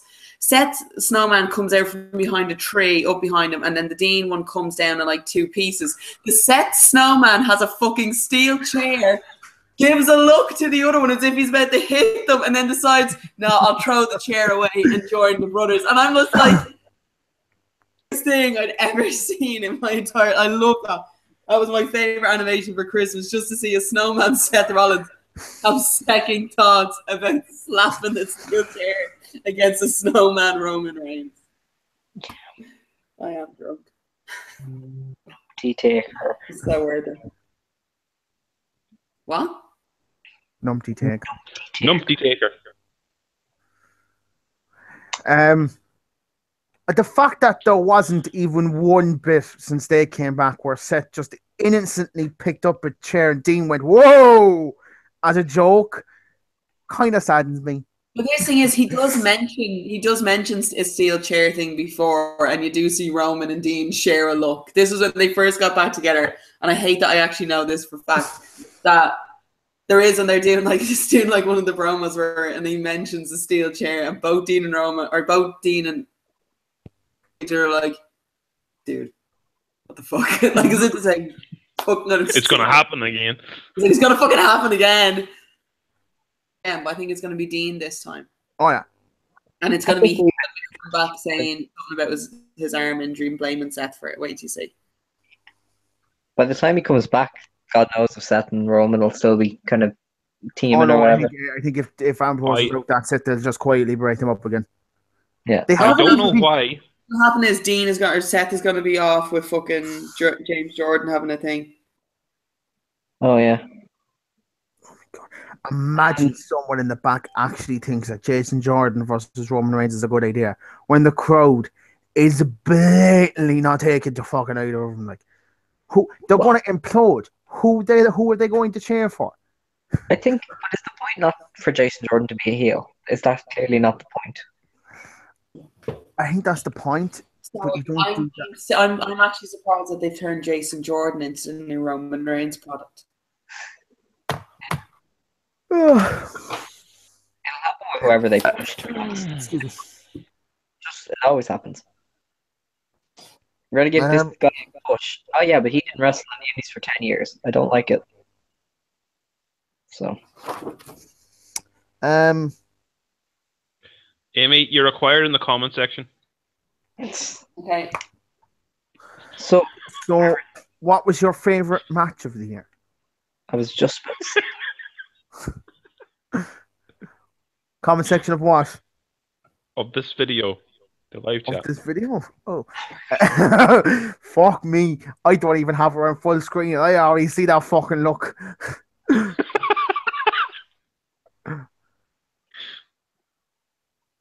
I mean Alex, but it's pretty bad. Go for it. Amy! Someone said Amy were over here. For God's sake, send it to me first. I need to see if she doesn't. You know what? Screw it. Screw it. Post it to the forum, and if it's bad, I'll delete it. So my favorite match is actually tied because I was going over this in my head because obviously I remembered what we were doing, but I decided not to tell any. I genuinely can't choose between Cena, AJ Styles, Tyler Bate, Pete Dunne, and Styles versus Lesnar. I cannot choose between the three of them. I think maybe Styles versus Lesnar, just for the fact that me and Dan were the exact same when that match was going on. Oh my god! Oh my god! It was so good. What is happening? Like, when he just grabs AJ Styles' head and just fucking whacks it off the camera. That was amazing. The best thing about it as well is, like, why has no one done that before? You feel like this is an obvious way of getting out of that move. Oh, God. Will we just skip Amy? She doesn't seem like she wants to talk to us. Again, it's a biased opinion on my matches of the year. An awful lot of WWE on the whole thing, so I can't really kind of comment. My favourite match is the Fatal 4-Way at SummerSlam. I kind of guessed you were going to go that way. You really like that. I fucking loved that match. I fucking loved it. Because I remember we were together and we were all just texting each other going, what the fuck? Oh, yeah. Yeah. And Amy was on her way home in the taxi. She was like, what's happening? What's happening? Like, just watch it. Watch it. Undertaker's appeared. Can we just for the sake of it, I'm not asking Alex, because I think we all know what it's going to be. Either a tie between the three. Oh my fucking... Fuck off.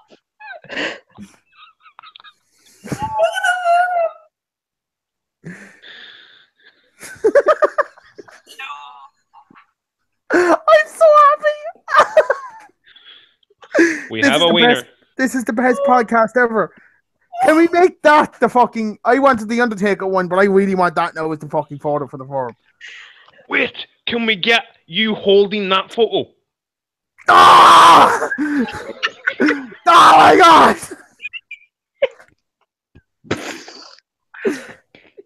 Favorite podcast of the year? This one.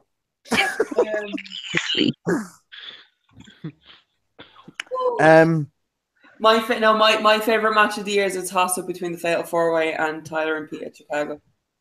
I kind of guessed. Yeah, they would have. And as I was about to say there, I'm assuming Alex's matches are going to involve Okada in some way, which is probably the most obvious thing ever. And it's either going to have Omega, Shibata, or probably any of the Omega matches, to be honest. It is to the one where Omega made this. They built up Omega that he was going to take the belt off him, and eventually only beat him in a semi-final of a tournament. So it really kind of meant nothing. Yeah.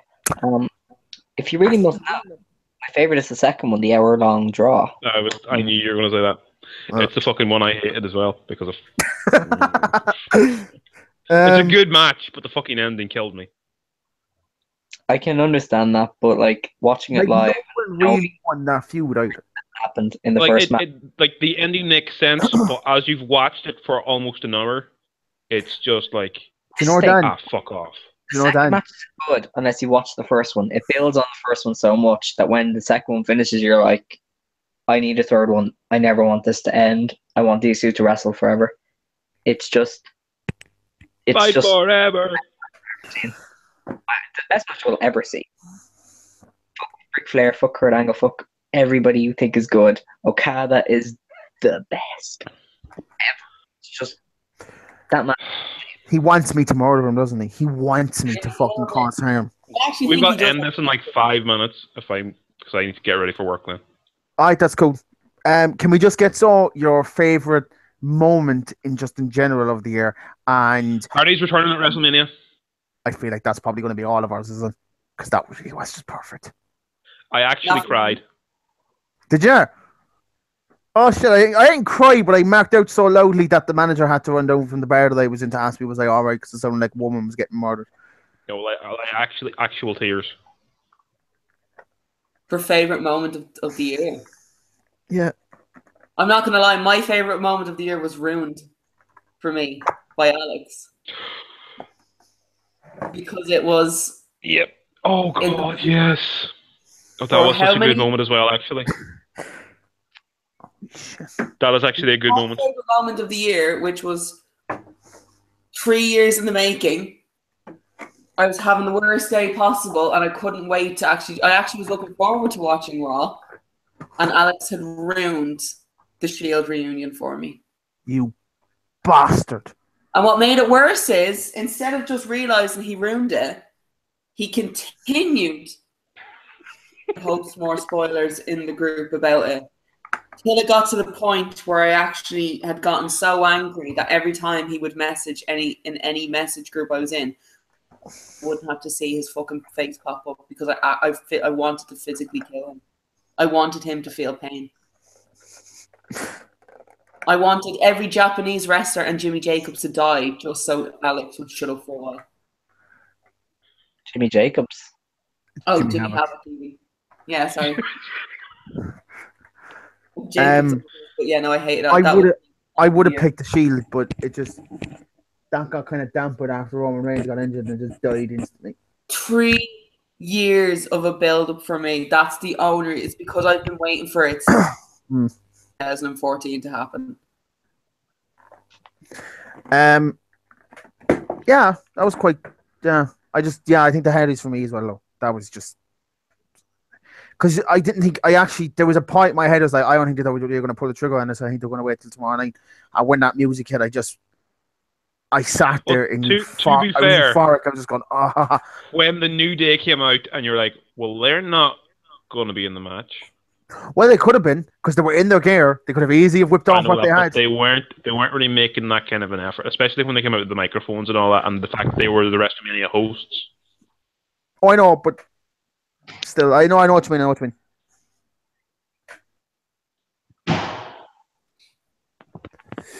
What's your one, Alex? What are we doing it on? Favorite moment. I'm not sure if it counts, but the basically the Shibata headbutt on Okada, I think I will never forget. It's just two of them crumpling. Actually, yeah. Can I give an honourable mention as well? Now you've mentioned headbutts. Jack Gallagher. Jack Gallagher's one. Yeah. Oh my god, yes. Fucking clapping them, Jesus. No, sorry to take away from that, but just when you mentioned headbutts, fuck me, that was a headbutt. I can still hear that headbutt, that Jack headbutt. I can actually still hear it. Sorry, Alex, what were you saying? Yeah, it's just the visual of two of them crumpling from the damage dealt and as part of their grueling war that they had brewing, and it was amazing. Just bam, he was putting it all out on the line. Just didn't get him over the line, and it cost him his career as well. So it's very romanticized when you think about it, because that was probably the last act of Shibata's career. Like, it was a bit fucking dark. Actually, not a mention as well for me, and I don't even watch New Japan properly. Probably Shibata coming up to the middle of the ring for the very first time after that match. Even I was like, "Fuck me." That was great. Amazing. Favorite moment we're done with that. Worst moment. Go on. No, go on. So, Baron Corbin's cash-in. oh, yeah. Okay.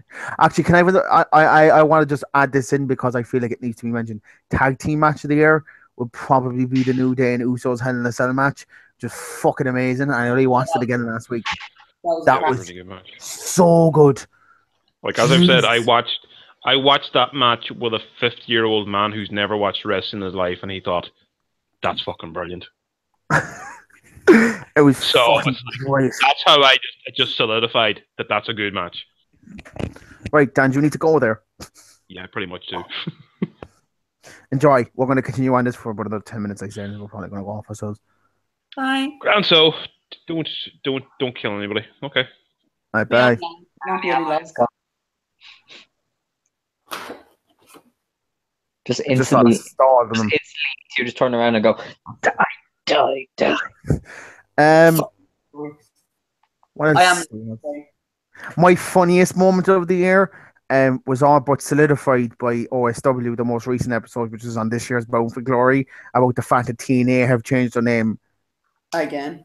TNA Impact Wrestling, GFW Impact Wrestling. They didn't get the rights to GFW, so they had to go back to Impact Wrestling. Then the fact that they have still the same belts from GFW, but they just slapped a big nasty sticker over the fucking main plate, but not the rest of the plates, because now that still has GFW played on the TV. The fact that they brought back most of their originals like Low Key and PD Williams and all these guys, and most of them have left. The fact that they brought back Jim Cornette and Bruce Pritchard, gone. Bruce Pritchard's now gone as well. He just left as well. The fact that Jeff Jarrett, even though he was smacked out of his being at AAA, you have to hand it to the fact that he just started throwing tortillas and tacos out to the fucking Mexican road like a prick. It was beautiful. And it just really summed up how depressing that company has gotten.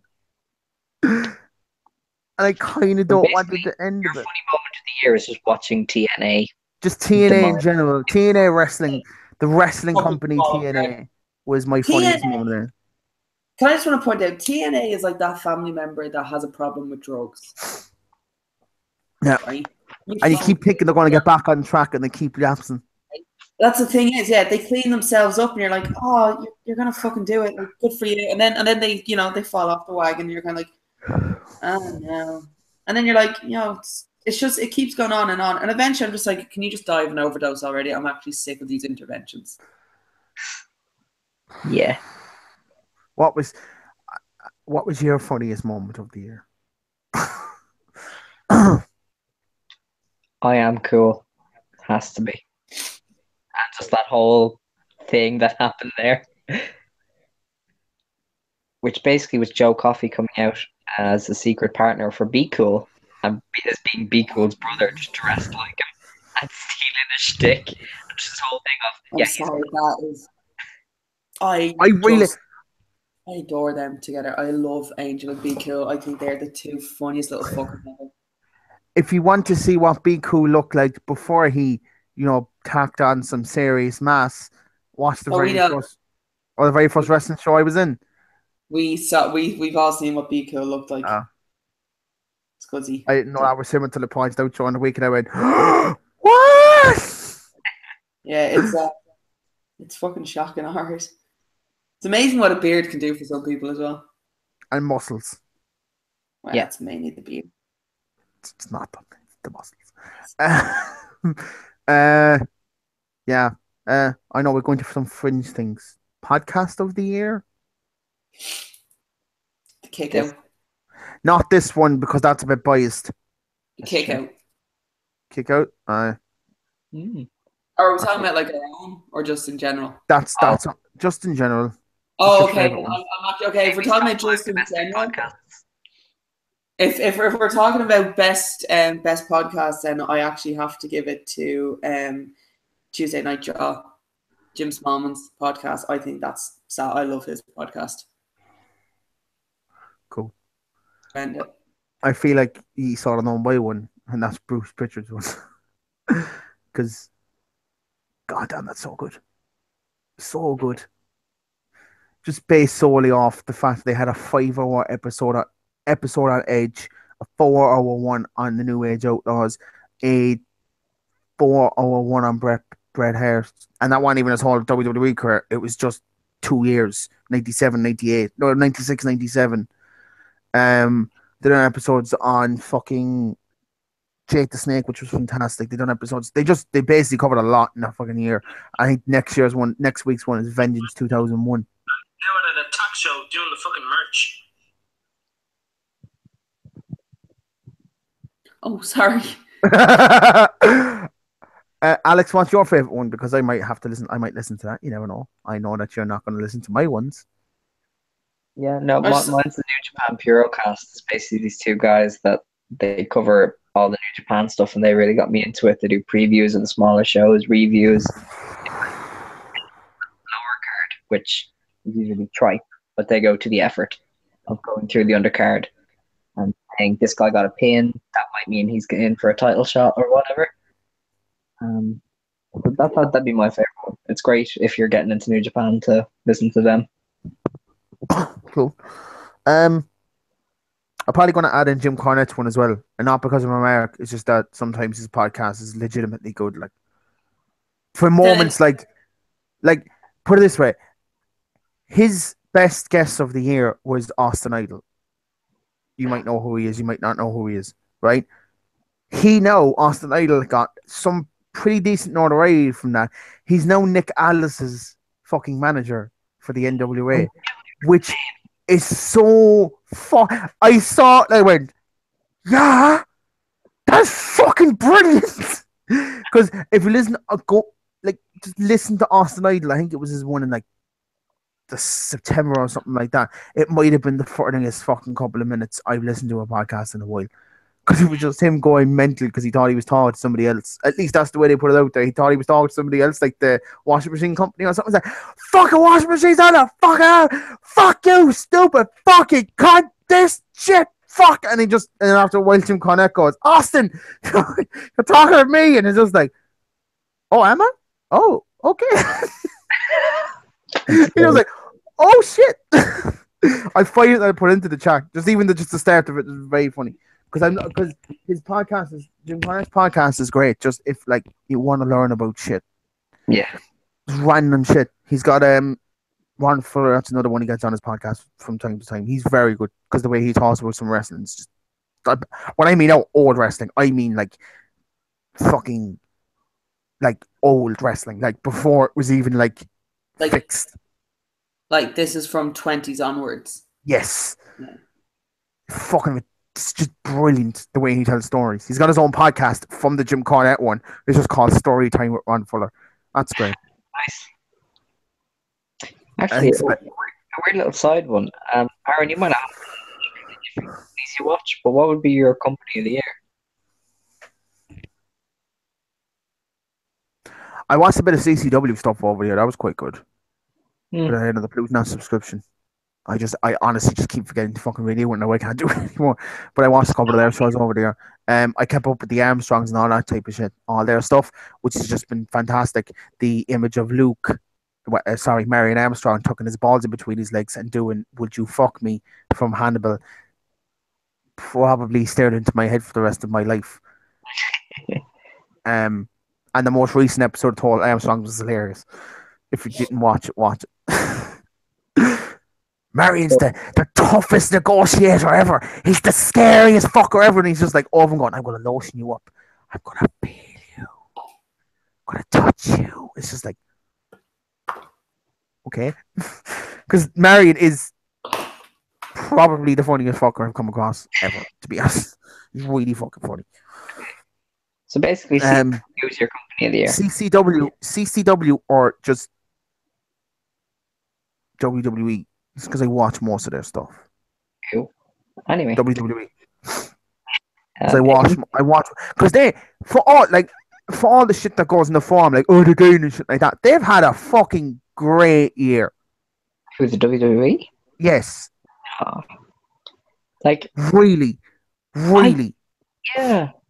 It's been very. Most pay-per-views have had a standout fucking moment. You had WrestleMania, which was fantastic. The Royal Rumble, which was fantastic. They took. Going into their second biggest pay-per-view of the year in SummerSlam, they took a risk in putting a fucking title on Jinder Mahal, which for all intents and purposes, sort of worked out for him. Bar his massive nipple now.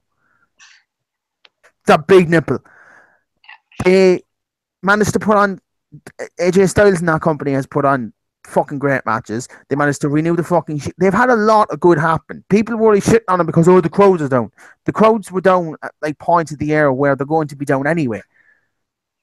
Their crowd started dipping up near SummerSlam and sort of dipped even lower just after that, which always happens. It's just that people have fucking camera phones now and want to go, oh, it's dying. It's not. Christ, it's not. But here's the thing: there's been so many points where it's just been bad and uninteresting that I can't call it a good year. Because week to week, you forget what happened. That's the way it's always been, though. Pay-per-views. There's not much buzz. I don't think you can call it Company of the Year when it's been really bad at some points. And if you don't like, so is every company. Really bad company. Which it's so in every company. But New Japan, I don't think has been hitting it out of the pen. Right? So you said to me you can't remember from week to week. That's fair enough. Then again, you could never do that. WWE has never been something that you could look. You look back on moments that happened 10 or 15 or 20 years ago. Amy, can you join in on this, please? That focus. 2 years. I don't agree that WWE was Company of the Year at all. I would put that to Progress. I thought you were going to pick either OTT or Progress, but I don't watch OTT or Progress. This is my own personal. No, then that's the thing is, then you're missing out on some absolutely cracking wrestling. Anyone who employs Joey. Progress is all strong style, and Alex, I think it actually surprises Alex that I watch Progress and I don't watch anything Japan, considering the types of styles of wrestling that it would be. Is that down? Can I just ask? Is that mainly down to the language barrier and the fact that it's just easier to get into Progress because they speak English? Just doesn't like the style, which I can get. It's a really different kind of style. Very different. No, it's the other thing. Japanese thing, I think it is. I think it's just because of the fact it's kind of like a snob issue, I think, with Japan. Oh yeah. Oh yeah. Right, and it puts me off because when you see New Japan fans go on about it, you're like, I don't want to be one of you twats. Fuck you guys. You're obviously not there. You're clearly not there to enjoy the product, so I don't want any part to do with your product because you don't seem to really enjoy anything else. However, in saying that, there's an awful lot of Brit lads that I actually do very much enjoy watching, and I do want to see them on it. So it's kind of like a catch-22. If I want to watch Marty Scurll have a good match, if I want to watch Will Ospreay, I might have to watch a Japanese show. Push that. Yeah. Oh, that's fair enough. I just picked WWE because I haven't really watched a ton of wrestling outside of that CCW one. I kind of don't watch a lot of wrestling companies. I kind of guessed it would be WWE anyway. I just think they've had a great year. Like, considering all the shit that people like to throw at them, they had the UK tournament as well. They had the women's fucking tournament. Yeah. NXT has been building back up ever since they lost fucking Balor and Joe and all of them. The main roster has had a great fucking year. It's not to say that they haven't had a good year. I think I've just preferred. That's it's all about preference. I just prefer what other companies have put on. Yeah. I'm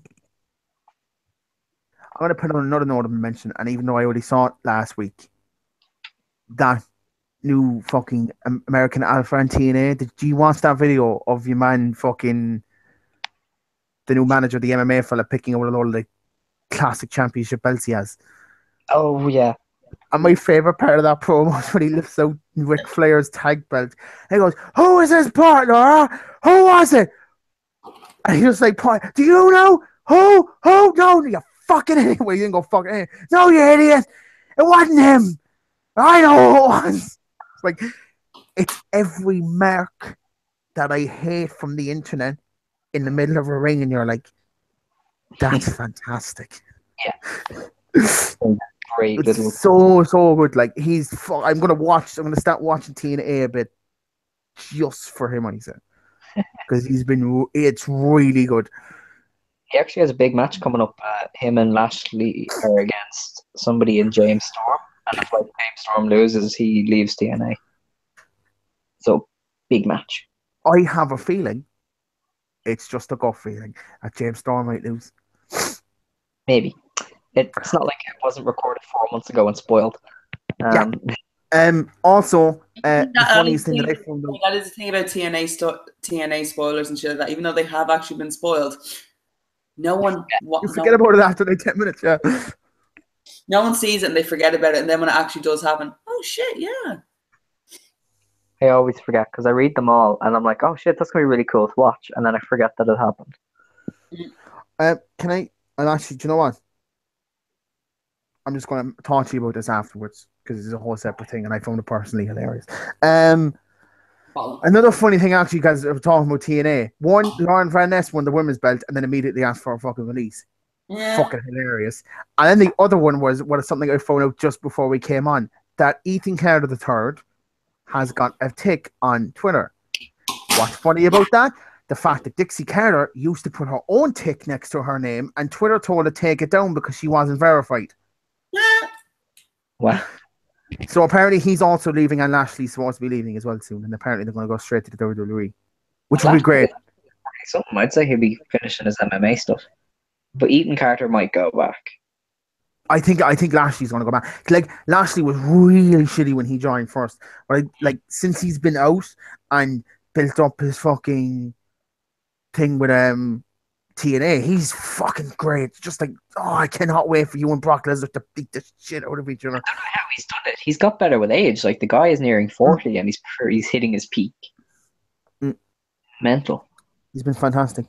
He has proper came into his own. I think it is just a time away. That's definitely what he needs. I think that's what you need most of the time. Just get away from WWE to actually reach your potential, or even just begin it. But I see him going straight to the main. It wasn't until he built his heel character that he really excelled. Another hilarious thing about that one this year. Oh, wait, that one this year. No, this one. Anyway, not like it matters. My company of the year. Wait. New Japan Pro Wrestling. Oh shit! What? Ring of Honor. I don't watch Ring of Honor. OTT. Yeah. There we go. I knew it. It took 3 years. Has it actually, honestly, considering you bitch about it mostly on the forum? I do. Most of that is a joke at this stage, but I do. Oh, fucking! It's only a joke when you realise that Joe was in the forum and you shat yourself. Joe's alright.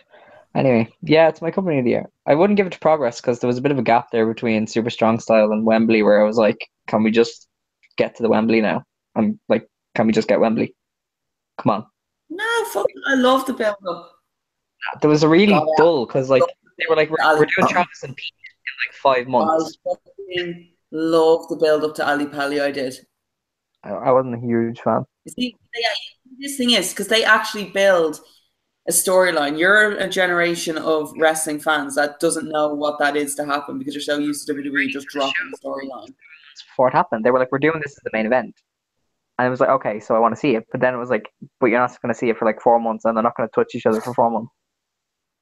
And yeah, that's brilliant. That is. Because every show was basically for... It was an absolute cracking match that they had at Ali Pali on the whole thing. It was too long.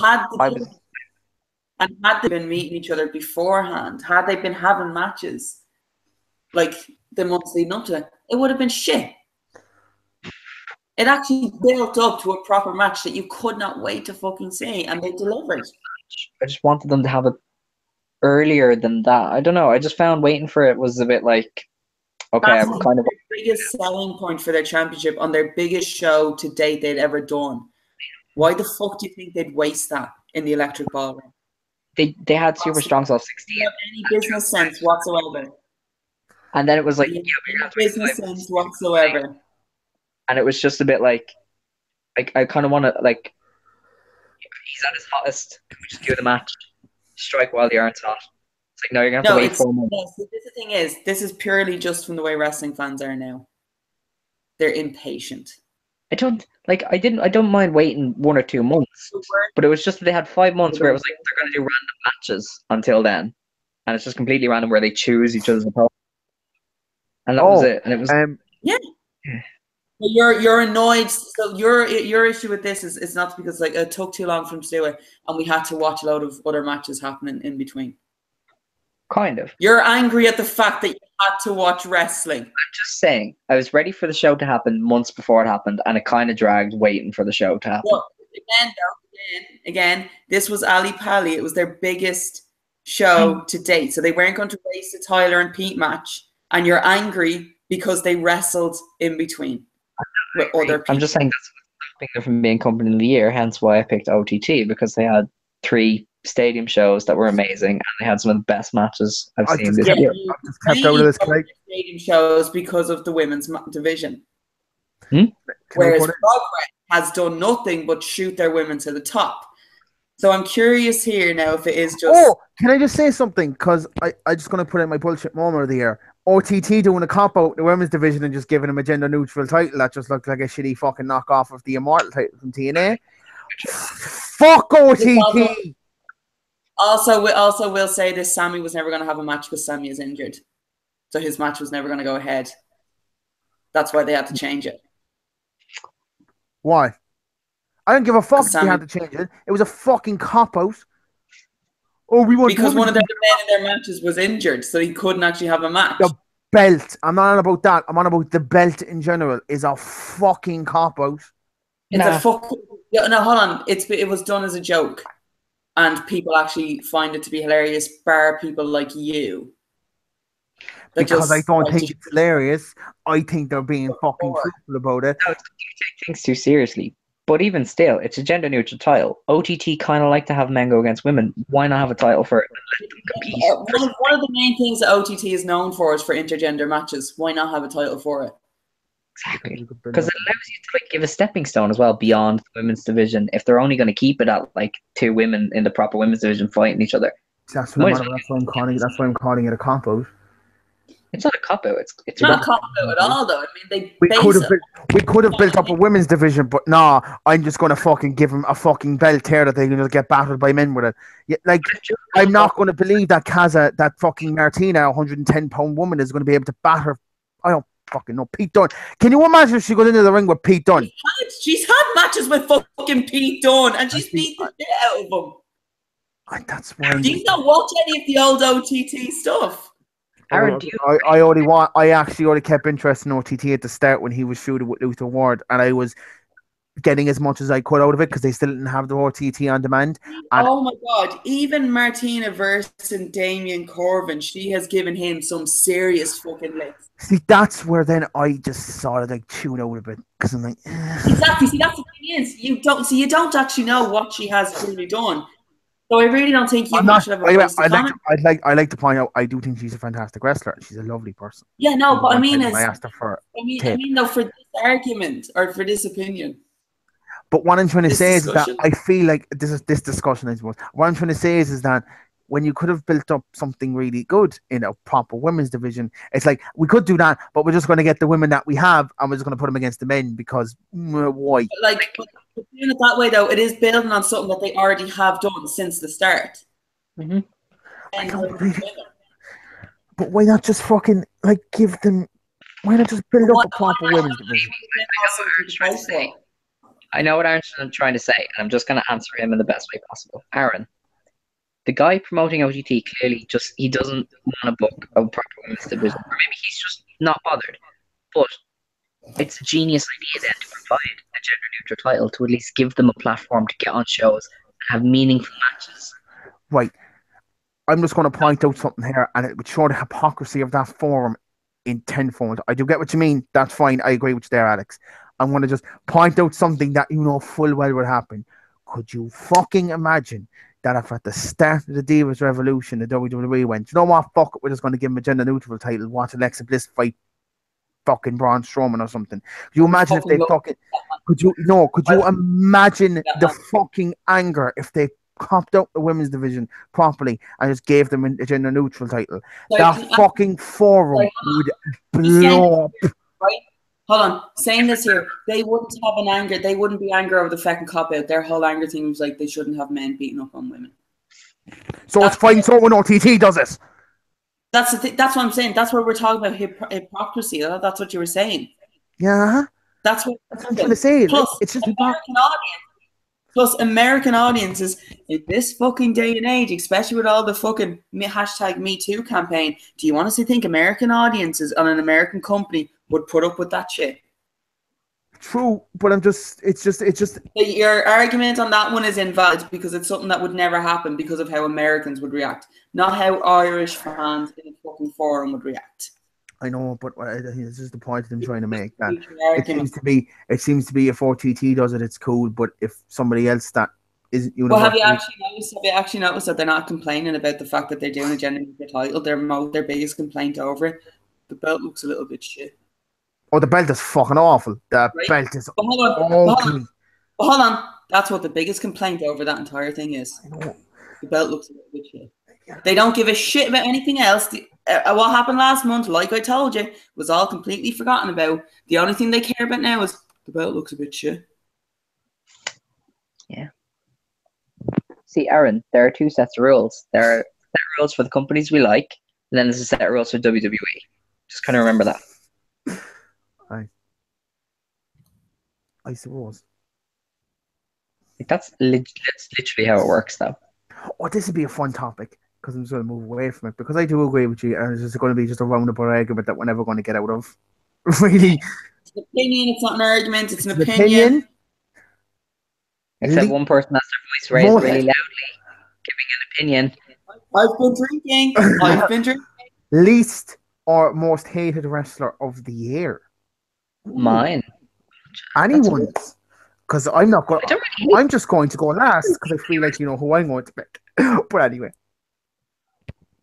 I don't really hate wrestlers. That's the thing. Like I kind of appreciate every style. But there must be one where you kind of look at him and go, "Can you get the fuck away from me, please? Can you not be on my screen?" Do you know what I do hate? Is Zack Sabre Jr. when he sells, but he sits up after every move. And it's like, we just lie the fuck down. I'm not gonna lie. I only like Zach when he's with Marty. Yeah. It kind of diminishes Marty as well, though. You're like, Marty, you could do better than that. It's not even that. It's just because I love how the two of them bounce off each other. Because Marty, you can tell he's generally having fun, and Zach looks like he has a personality. That I like the two of them when they're together is because they actually get to be themselves with each other. Yeah. So I suppose if we're going in that direction, that's who I hate the most. But like, all right. What about you, Ashley? Ashley, Jesus Christ. Sorry, I'm talking to my friend. I just texted my friend Ashley back, so that's the reason it was in my head. And the thing is, as well, she's English and she's not ginger. She's blonde. So I really should not be making that mistake at all. I am not ginger. I'm copper. Don't pull that now, like I'm fucking strawberry blonde bullshit on me. No. This is a dye job. This isn't a natural. It's a dye job. It's a dyed copper. It's not dyed ginger. Oh, well then. Okay, so Ashley, what was your least favorite wrestler or most hated wrestler of the year? I can't stand Brock. He will always and forever be my most hated. Yeah. Hi. I just think he's a waste. This is built I think it's a novelty that only men seem to really get. I don't know any wrestling women like men that actually like Brock Lesnar at all. He is there just to give the casual male fans a bit of a hard on. That's it. But yeah, no, I get it. He brings a sense of danger that only two Unlimited can match. Oh fuck! Right off with those gobshites. Oh my god. Can we give a guess who my one is? Joey Ryan, Young Bucks, all of the above. Any American flippy worker, anybody who does a comedy act. Oh my god! I just realized something. That means that you don't like Flip Gordon. No, I don't mind comedy wrestling. Remember that when Santino Marella nearly won the World Heavyweight Championship against Daniel Bryan, I legitimately pissed my pants. So I do like comedy wrestling. It's a joke, Aaron. comedy. Anyway, you don't like flippy wrestlers, so it's Once again, some of my favorite wrestlers ever are flippy wrestlers. I love Jeff Hardy and I love Rey Mysterio. I have a soft spot for Rey Mysterio. That's Lucha, and one of them is a Daredevil high risk thing. I mean, flippy. All right, fair enough. I get what you mean. Anyway, yeah, I was Joey Ryan, and I hope he burns in cocks, apparently. Burns in hell with his stupid fucking dick flip. I fucking hate him. Truly, see right from the bottom of my heart, or this big man tit. I hate him so much. I hope I'm doing this long enough so he can take a screenshot and do something with it. I fucking hate Joey Ryan. Mr. WWE couldn't afford me. They pay Brock Lesnar $12 million a year to take 6 moves. I think they could probably afford Joey Ryan and your possibly 100 grand a year contract with fucking Pornhub.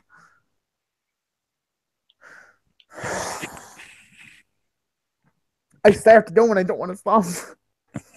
I just started doing, I don't want to. I just kind of want you, just you go, you let it out. Don't let it out. Listen to this. You go, girl. The next 10 minutes. I fucking hate him. He's a piece of shit. Like, he's the worst fucking wrestler on the planet. He can't fucking do anything, and he's relying off a fucking dick spot to have some sort of mainstream attention. That if it wasn't for the fact that he didn't have that dick spot, no one would know who Joey Ryan is. They'd probably go, oh, that fella from TNA in 2009. Sorry, 2012 or something. Because he came in after fucking Hogan was in there. He's fucking useless. TNA, WWE couldn't afford me. Fuck off. The shop down the street could fucking afford you if they put the money together. Useless sack of fucking shit. Fucking kayfabe makes wrestlers look stupid. You need kayfabe to sell your move!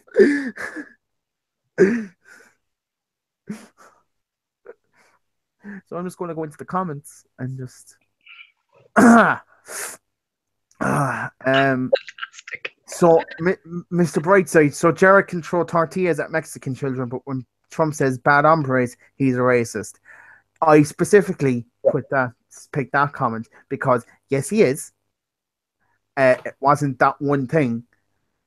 And if I get into a thing about Trump, this podcast will never end. No, so, please don't do that. Jared does it as a character to get over as a heel with the Mexican. Well, he's drunk, by the way. He was also off his tits. That's why he gets away with it. He's also Trump is the most powerful. He will never die. You just have to let him be. Right? Jeff Jarrett gave children arm bars and said he was the greatest MMA fighter on the planet and he could beat Kurt Angle. That man is a god in my eye for the rest of my life. He could shit on someone's grave and I'd still go, you know what?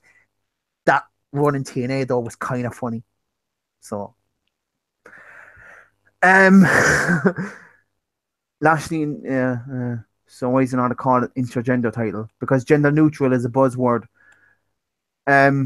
Leo Rush! I forgot about Leo Rush, that fucking dickhead. Sorry, is he still with WWE or what happened there? He's still with WWE. I love Cody as an overall wrestler, where he comes across as a bit of a prick in real life. I think that's the point, though, isn't he? Yeah, even he really being like 24/7. With the cameras off, it's probably different. Streamer Elite giving the belt to Tozawa. Yeah, I forgot that even happened this year. Funniest moment of the year has to go to Braun. Oh yeah, Braun Strowman fucking leg pressing Apollo Crews halfway across the ring. Oh yeah, Jesus, that was funny. That was hilarious. Poor Apollo Crews. Yeah, he just got a lot of shit. It was just like bam.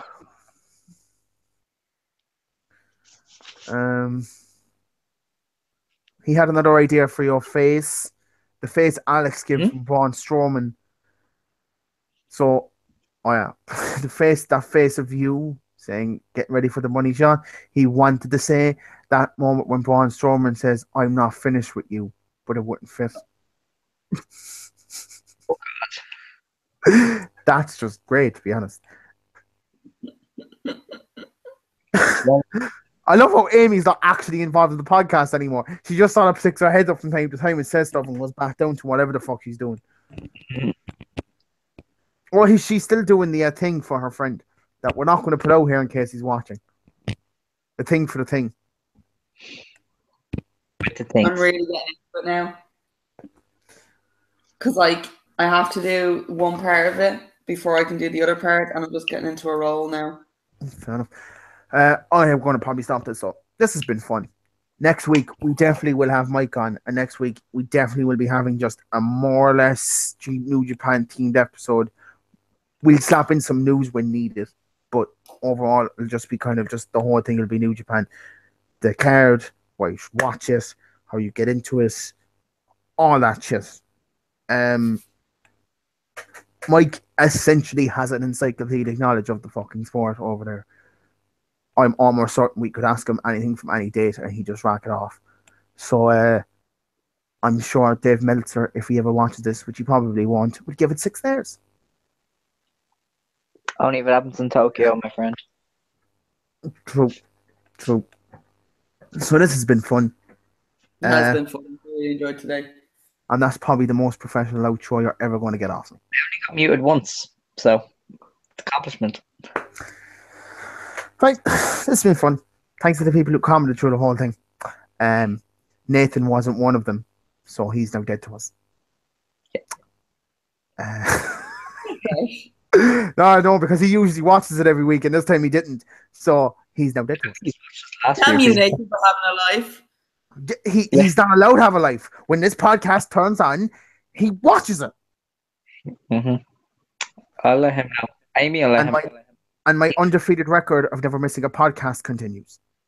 Because I'm never missing a podcast. Until one of us gets a laptop and we're like, yeah, we don't need Aaron anymore. You do, because you need my phone to connect to the fucking YouTube channel. And we could just set up our own YouTube channels. You won't, though. No. But you did make me an admin on that channel. Did you forget that?